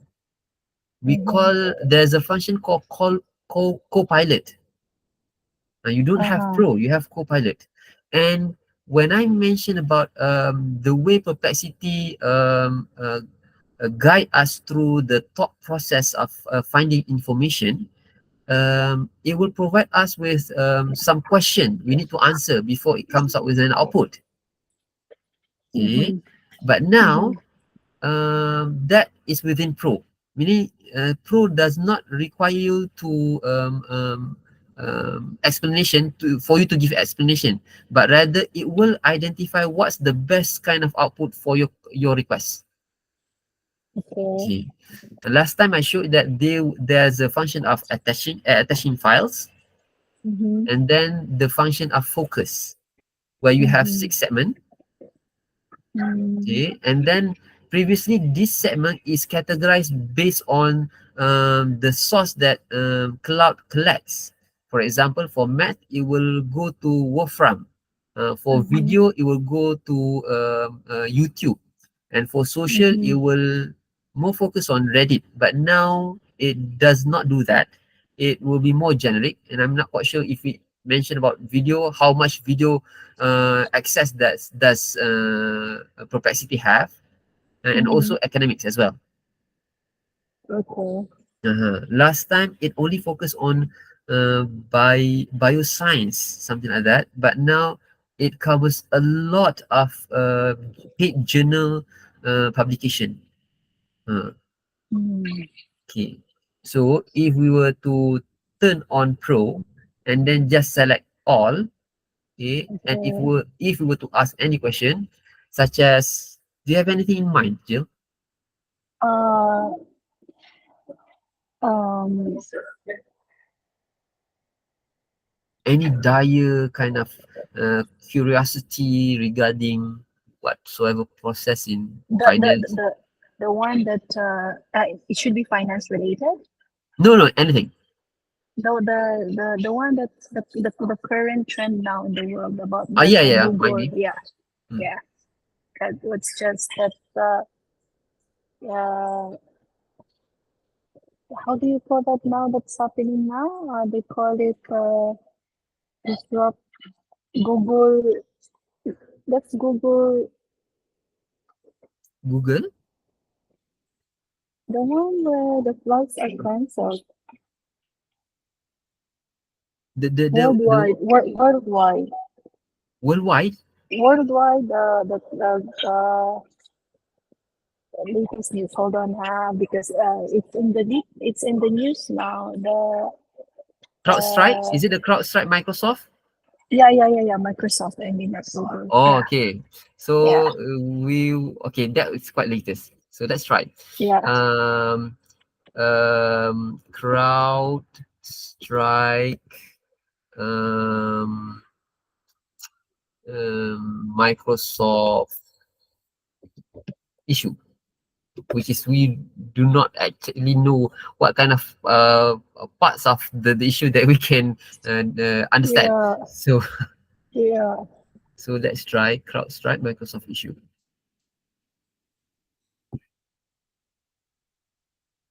Mm,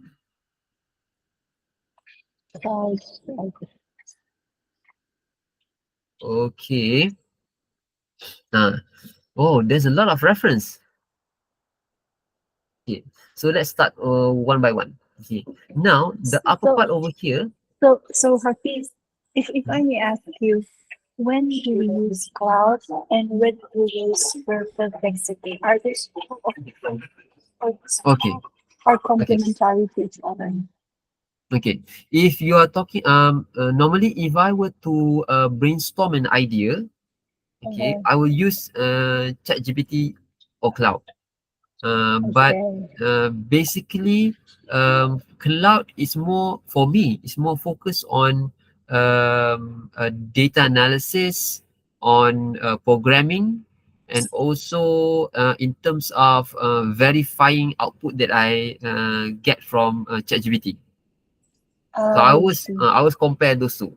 Yeah, so it's like when you go to ChatGPT, but you want something more, or you want comparison, you go or you also go to cloud. Yeah.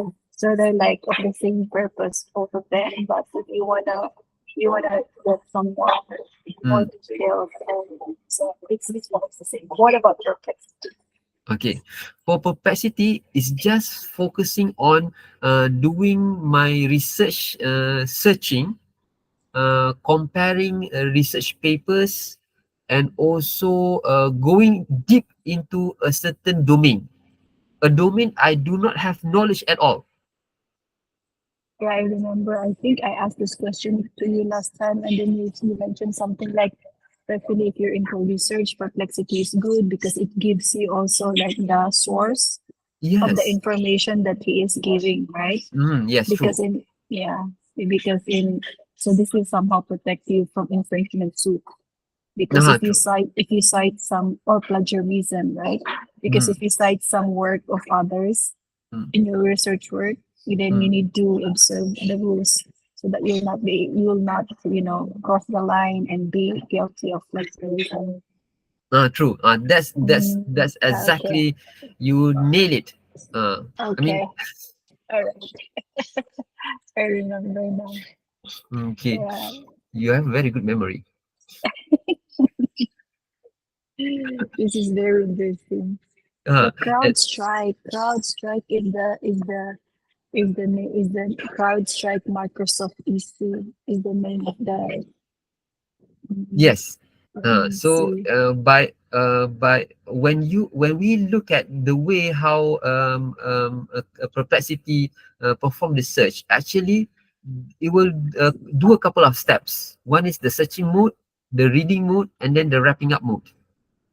Mm, So if we were to notice that every time when we give it a keyword, it will try to create searching keywords, extra okay. searching keywords. Okay. From that keyword, then it will browse to the net and then get all the documents or the reference. Okay. Uh, and when it performs reading, it literally reads. So within a couple of seconds just now, it's actually reading the whole segment and try to make connection between one point to another point. Mm-hmm. And then when it wrap up, it's actually it tries to format those kind of response into a Mm-hmm. more understandable or a more presentable kind of format. So whenever you try to go through when you try to read the response from Perplexity, it looks like as if it's either a Wikipedia kind of format or something like a more comprehensible kind of flow. Huh. Because like this, it highlights um, the keywords of the event, and then it goes to the chronological or the impact of it before it comes up with some sort of other searchings. So that's why when you notice Oh, the first part is actually a summarization of three source, and Mhm. then those three sources been elaborated within the next couple of paragraph. okay. Okay, now the features of Perplexity. All Okay, right. if you notice there's another three searching another three function on the right part, on the right side. There's a search image, search video, generate image. Because there's a lack of information related to image and also video, it put that aside unless the image or the video has much more importance in terms of getting the context. So in our case, like CrowdStrike might have less uh, image or video. That's why it's put aside. Where if we want to request, then we just click. Then it will search after that. Same goes to video. Oh, All right. And also, you can request for it to generate image related to the service. But this is a pro version. mm, I don't think I can generate an image. Can I? See, I can't. Only pro version can do that. Okay, now for free version, on your left side, okay, you have the share button and also add collection or delete the history of this thread. Okay, mhm. when you go to add to collection, okay, this is where Your you can create your collection. your screen is freezing. It's not Okay, let moving. me stop sharing and then share again.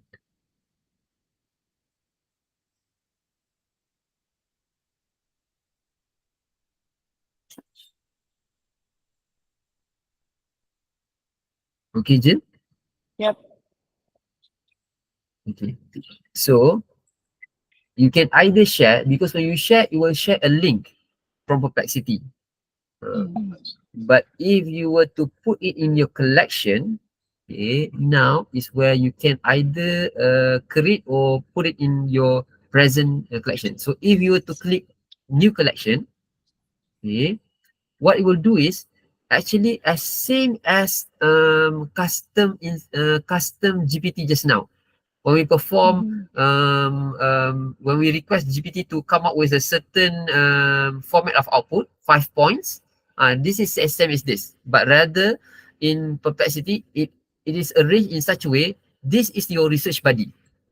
So if you have something related to CrowdStrike, you can just put this as a CrowdStrike and then describe this segment as information or something related to CrowdStrike that you want to know, that you want to share for others. And down over here is actually you can program this collection to have a certain characteristic.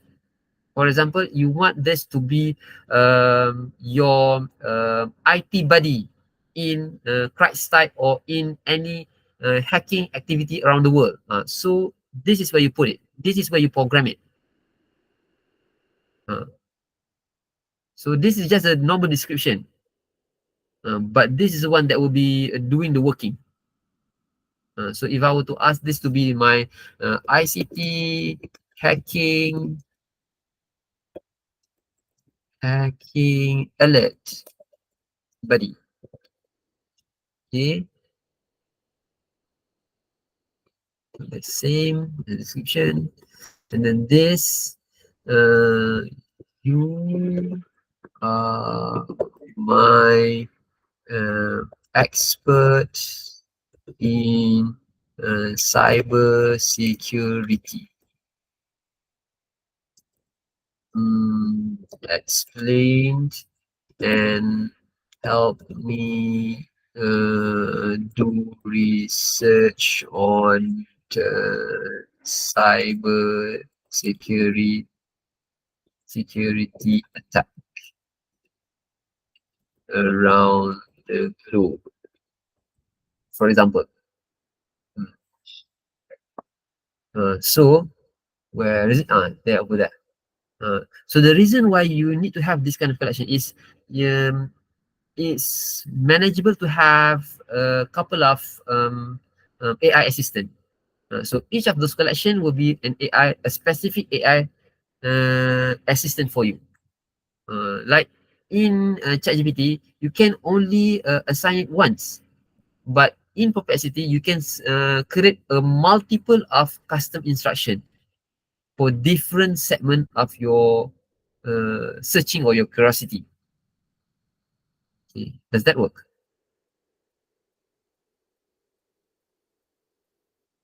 Jill, are you still in mute? Oh, sorry. Yes, I'm here. Sorry. I keep forgetting putting him off mute. So I already plugged in my Perplexity. It's just okay. Hmm. It's just okay, Hafiz. Oh, okay, okay, okay, I okay. okay. Okay. Now let me show you the last two features that is much more important in Perplexity. One is when it provides source, actually the last source is actually the whole collection. So if you were to click this, the last part of the source, and it will display all the resources. Okay, so you can just go through directly to the document itself.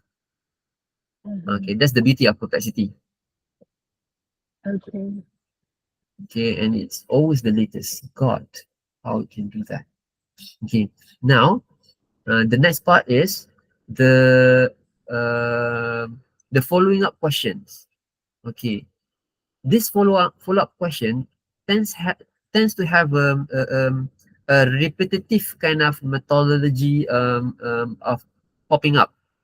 So if you think that the question that the following up question is related to what you want to search, then better use it. But if it does not relate at all, then better avoid, because you will be led into a very deep rabbit hole after that. Okay. Uh-huh. Right. So that's the second part. Okay, and then the last part. You can also put in your following up questions, but I want to share this, which is for me it's quite interesting. Let me share the paid version, because this is only available in the paid version. Perplexity paid version. Okay, let me share with you. Um, yeah, this is a search that I have completed on related to quantum computing. Okay, there's a couple of follow up questions, blah blah blah blah. Okay, for example, you have all this document rather than having multiple tabs where you want to get information for each of those tabs. There's a function that call it convert to page. This is not a function available in free version, but in paid version. And when you have this, when you click this, apparently what it does, it will create an article based on what we have researched on, and provide a very good some sort of a blog post of what we have searched for. Mhm. Hmm. And this can be shared and also published within Perplexity, meaning that you can it can provide you a link where you can share this to your LinkedIn account or your other social media account. It's like having just this, you can push it. For example, you have some sort of curiosity in terms of something, and then you search using a Perplexity, and then you can convert those things into a proper mm, report, such as this, where you can add the pictures, you can add sections, you can add other things. Okay, and when you are done with it, you can publish it. This is a preview version. Okay, on the right upper corner, there's a preview and Mhm. publish button. If you click preview, Mhm. okay, this is the preview version of it, of that article. It's like some sort like Mm, a Forbes kind of format where you have mm. this area is an index. Before I forget, Hafiz, Mm. sometimes I'm being asked to prepare an article. What is the best tool that I should use to prepare an article? Okay, if you want to have a fast, okay, if you want to have your own thoughts, because when you use Perplexity, tendency is Perplexity will come up with a certain format that might not be inclined with your format. Okay. So you might use Perplexity if you are used to um, putting all your resources in one place. This Mm-hmm. is a good platform. Okay, there's Okay. another tool called Geni AI, where it creates your document from scratch with all the resources. Mm-hmm. Okay, let me show you. But this one, you have to have your collection elsewhere rather than you Mm-hmm. have one place with the whole collection. Mm-hmm. So Geni AI. Okay, Jenny AI, adaptive spelling of Jenny AI. okay. Jenny AI. So the good part is actually this is just you just type a simple sentences, and then the follow up sentences will be created by the AI, and it can provide you with all the resources uh, Mm, in the go.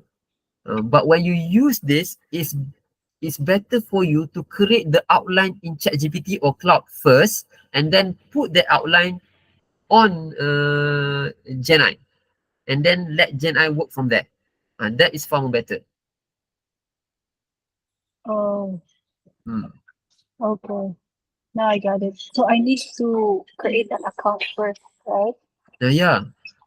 And if you Oh, ask me, if you have only $20 to do things, then um, um, from my perspective, I will better invest my $20 into Perplexity rather than other tools okay. $20 is per month. per month. I'm not quite Oh, sure in Philippine, but in Malaysia, you can purchase they call it a prepaid kind of credit card, where it's not actually a credit card. It's just a virtual credit card where it can only deduct whatever we top up into it. okay. Uh, And what is it that you mentioned earlier that you can save more if it's like a group one? okay, actually, I'm trying with my researcher whether if we were to pay for one paid account for Perplexity, can we Uh-huh. open five same account simultaneously? We are still Uh-huh. testing it. Ah, okay. Oh, Uh-huh. At the mm-hmm. moment, it's still working. Mm-hmm. Okay, there's no Mm-hmm. error or there's no reminder or any alert popping out, so it's still okay for us.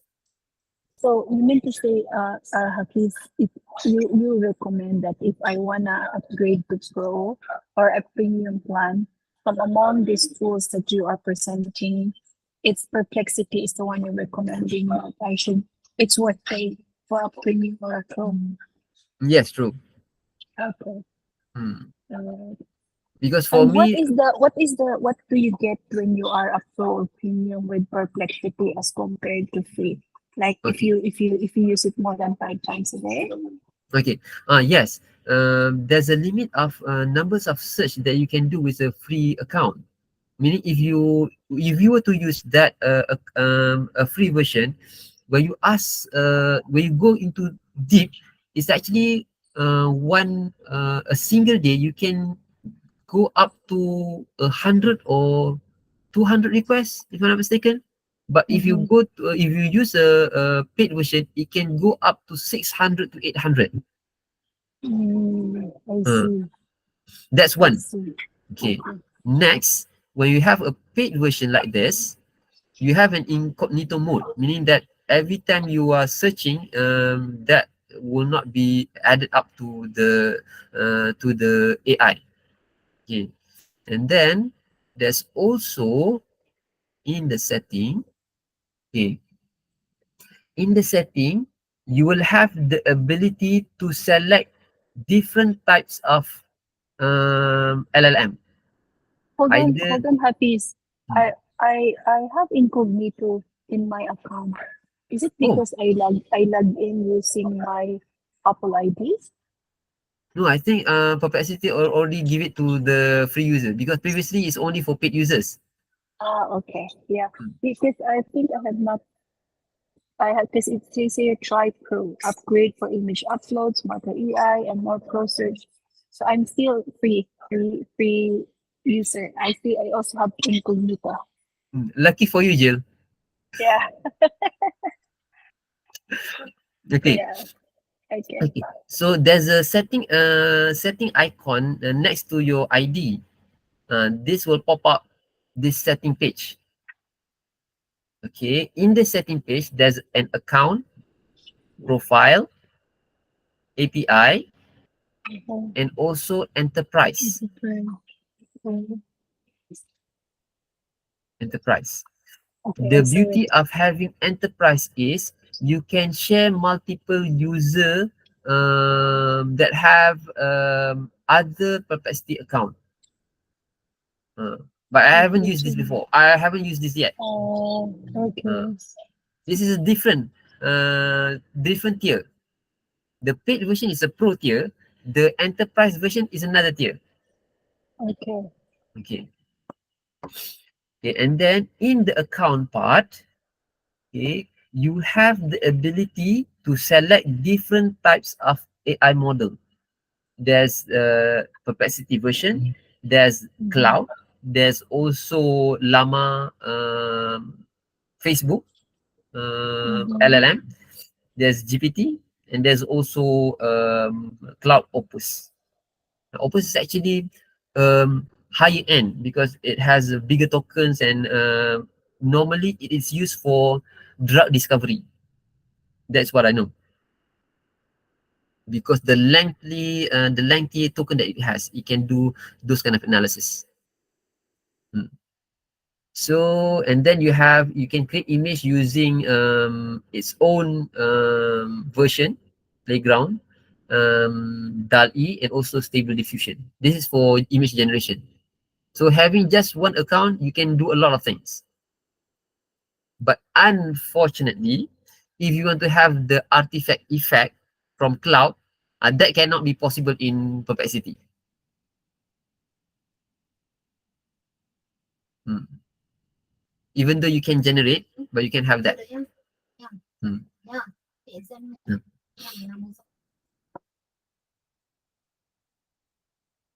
Okay, Jill.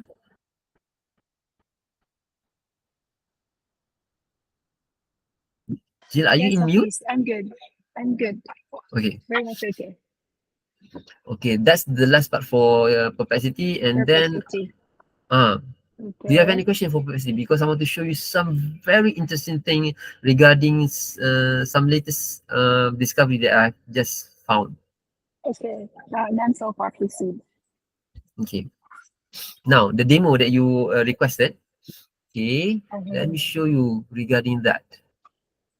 Okay, this is a paid version. Okay. Last time when I went to when I met the utility company and it asked me to identify the aging invoice. Uh-huh. Okay, I have the file with me. Okay, let me open up the. You can just drag the file into ChatGPT. Okay, but let me show you the file, the content Mhm. of the file. Mhm. So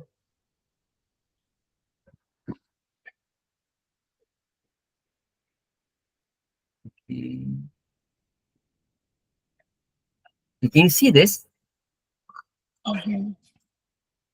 I can see Okay, the file. okay. Actually, this over here, what the client requested was there's a whole list, and it goes up to 4,000 row. And even this 4,000 row is actually just a small portion of the actual document. Okay, and it listed all the invoices in here. Okay, and they request me to pull out aging invoice based on the entry date, which is column L.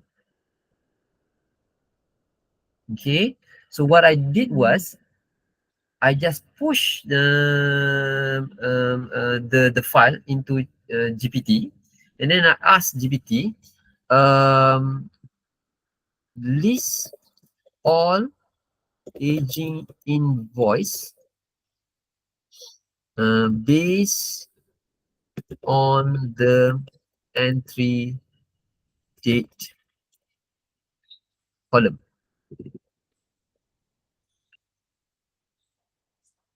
That's all. I didn't ask more than that. Okay. What happened was very interesting during that demo. Just disregard this two.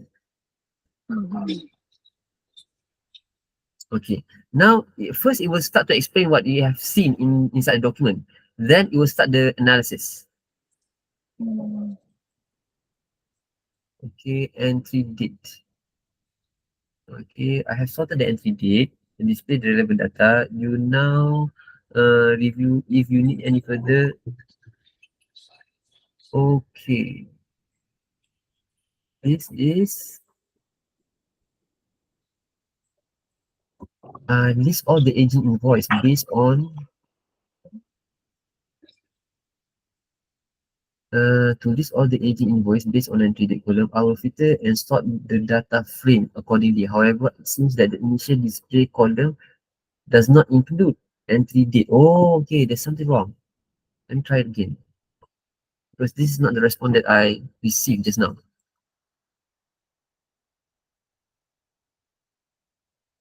Or let me check if I have done it before. No. This one. No.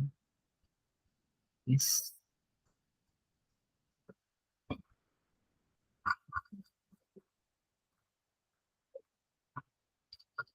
No.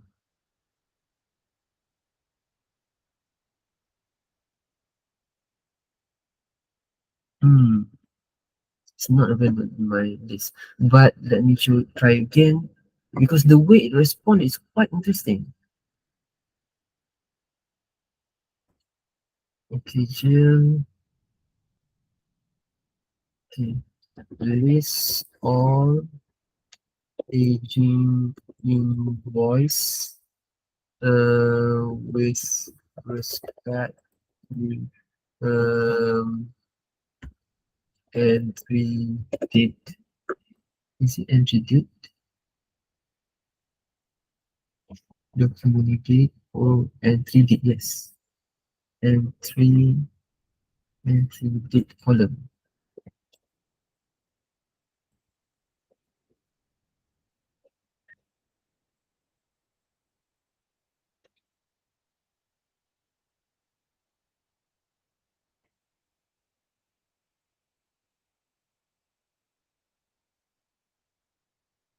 Okay, let's try again.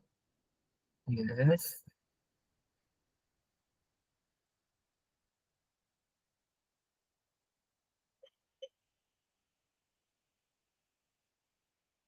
Hmm.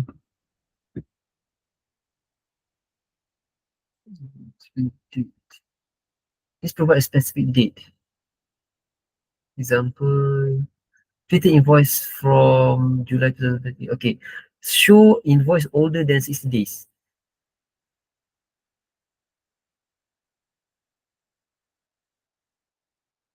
Okay, now. So now it lists all the entry date and also the amount. Because last time when I used this, it shows a very detailed of extraction of how many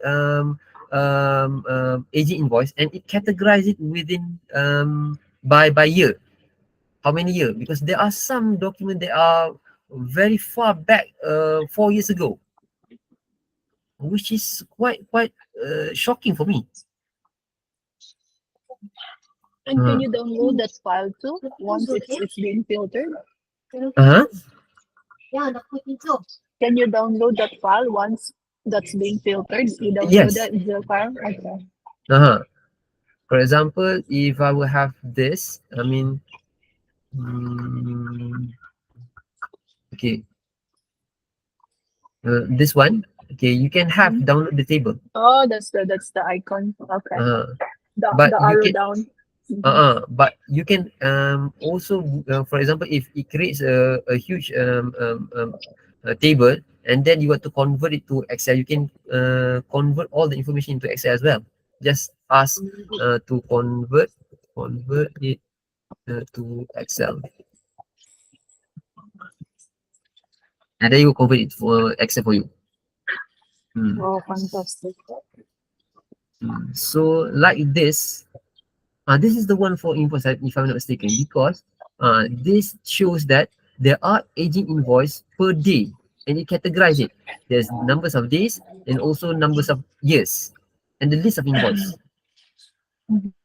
And also, when I ask it to summarize, it provide some sort of statistical summary of the whole thing. This is the one that's quite shocking to me, because you need to go through that document and do those kind of analysis. But when you have this, then it's just straightforward. Hmm. That's one part. Jen? Okay. So that the last thing that I Yes, want to I'm here. okay, the last thing that I want to show you is actually this um, inventory data. Okay, I created a bot, and that bot is focusing for business analysis, business performance analysis. Okay, and then I arrange some sort of a agent behind the bot so that it do multiple job and then provide us with a different kind of summary of output. So if I share this is actually inventory data. Okay, let me open it for you.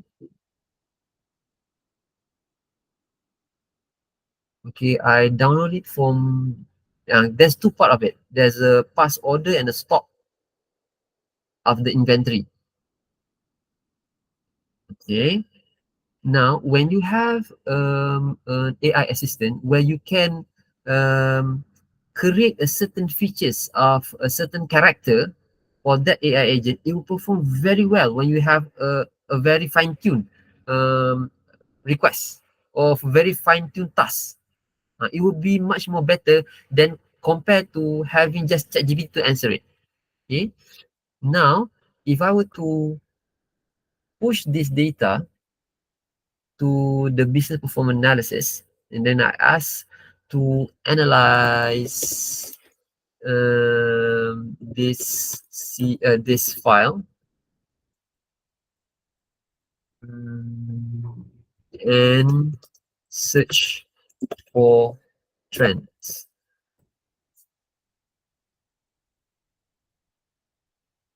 This is what happened. It does not give a generic kind of response. It will be much more better in terms of output. For example, I will ask it to explain the information. So it will explain the table, the columns and rows, and then perform the analysis by itself and come up with a very nice graph. Okay, and then it tries to understand the tendency. When you have an inventory, you will have analysis on the season, the fluctuation of the purchase, the lead times of the current stock. So it provides very comprehensive kind of insight. uh, So example, yes, there's a order sheet and there's a stock sheet. So normally when you have order, it kind of not match with your stock.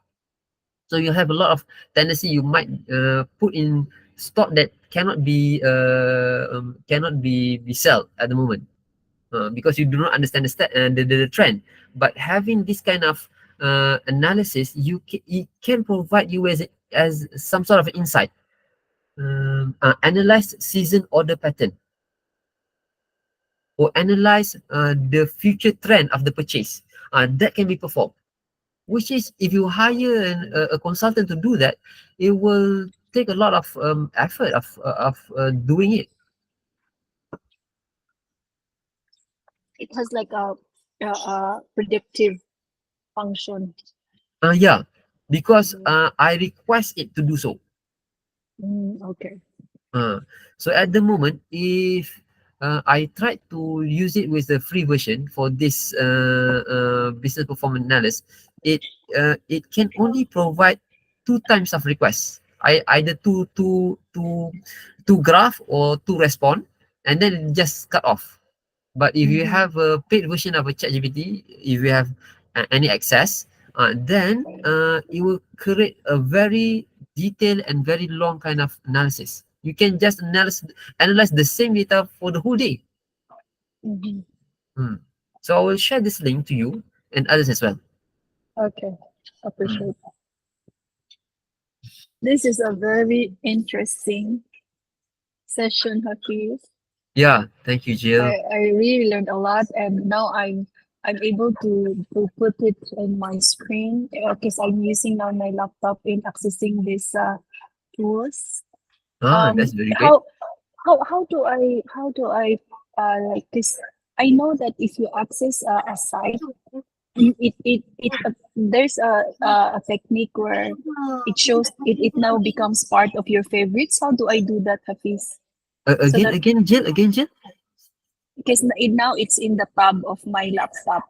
Uh-huh. This Perplexity, Cloud, and AI, JP. How do I make this as a favorite site so that every time I open my laptop, it pops out as one of my favorites? Do you know like what? How do I do it? Okay, normally there's two parts. Okay, if you have um, um, Chrome, okay, Google Chrome, Okay, okay, but when I you think keep this is Safari. I think this is Safari that I'm using. Not Safari. Chrome. Okay, I let me should check. use Chrome. I should use Chrome rather than Safari. No, because you have for Chrome or even Safari, there's a bookmark like Oh, this. bookmark. Okay, hold on Uh, one. but Like which one? With which bookmark? okay. Do you have this star on I don't top of see anything. your? I don't see anything on your screen. Oh, okay. Let me turn it off and turn it on again. Bookmark. It's actually within your Safari or within your browser.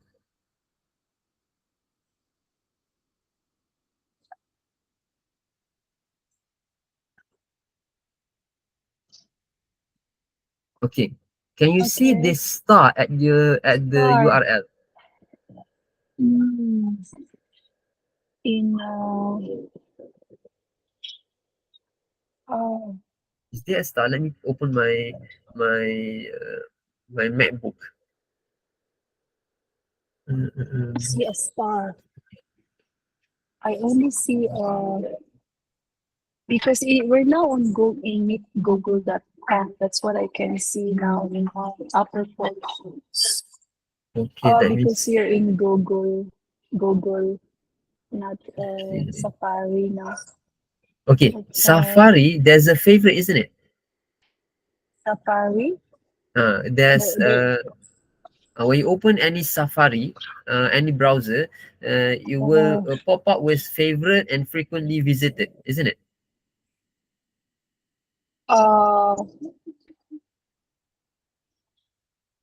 For my Safari, my browser is something wrong with my browser. in I can only see the favorites when I add tab and it's where I can see favorites and Yes, yes. frequently visited.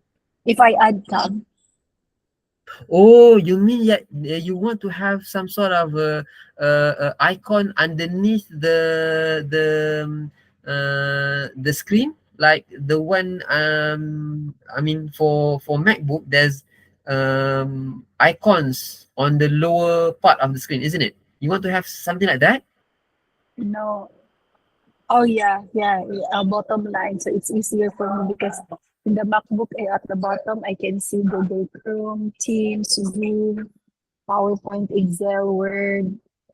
Is Oh, it possible to put this down so that anytime I'll just click it, not that I need to type it? Is it possible or not? okay, actually, there's two ways of doing this. One, for Safari and any browser, there's a bookmark portion, and that bookmark portion can appear every time you open a browser. That's one part, and then the second Mhm. part is to create some sort of a dummy link or copy link to put it on the lower part of the screen, which is at part as the setting, the themes, all those things.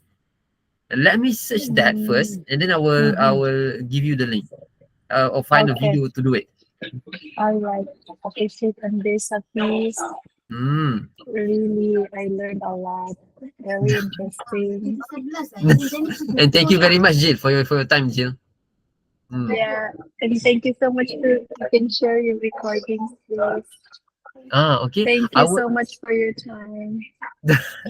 thank you for so much for your time. You are very important and very busy person. Same as you. Thank you, and have a nice Sunday evening. Yeah, have a nice And Sunday please for you let as me well. know if there's another schedule like this. Oh, okay, okay. I was Okay. actually trying to find ways to create training classes either for public or a specific use case. Specific. Okay. But the specific Uh, use case will normally be paid. The public one that will highlight the latest tools. Mm. okay. All right. Okay. Yeah. Hopefully next time I can even just the basics because I wanted my girls in my foundation to attend Oh, the okay, okay. basics. Yeah, these are college students. Yeah, I used to support and mentor them when they graduated from elementary. Now they're in their college students. Oh, you're a These very are good all role for them. girls. Yeah.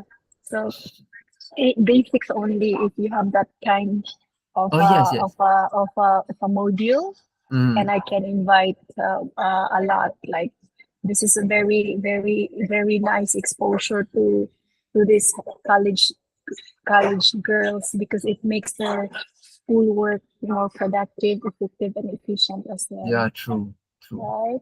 If you Yeah. can set an event, I would set my time for you.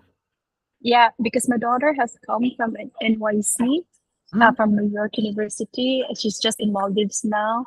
When she comes home next week, she's visiting the girls. mm. And Oh, I'd love my daughter to be there to be present because I'm sure she will also learn a lot and help her wow, schoolwork with you. Because wow. come August, she's taking her third year college in at NYU Florence. And I'm Oh, sure I with all see. these tools that you're teaching her and the girl, it will be very helpful for them. So we'll set a I will date be on that, glad to help you. Hafiz. Yeah, we'll Mm, set a date on that. When my daughter comes home next week, mm. I'll let you know. Okay, Okay? that will be fine. Yeah, Yeah, yeah. you're very Are you active, Jill. yeah.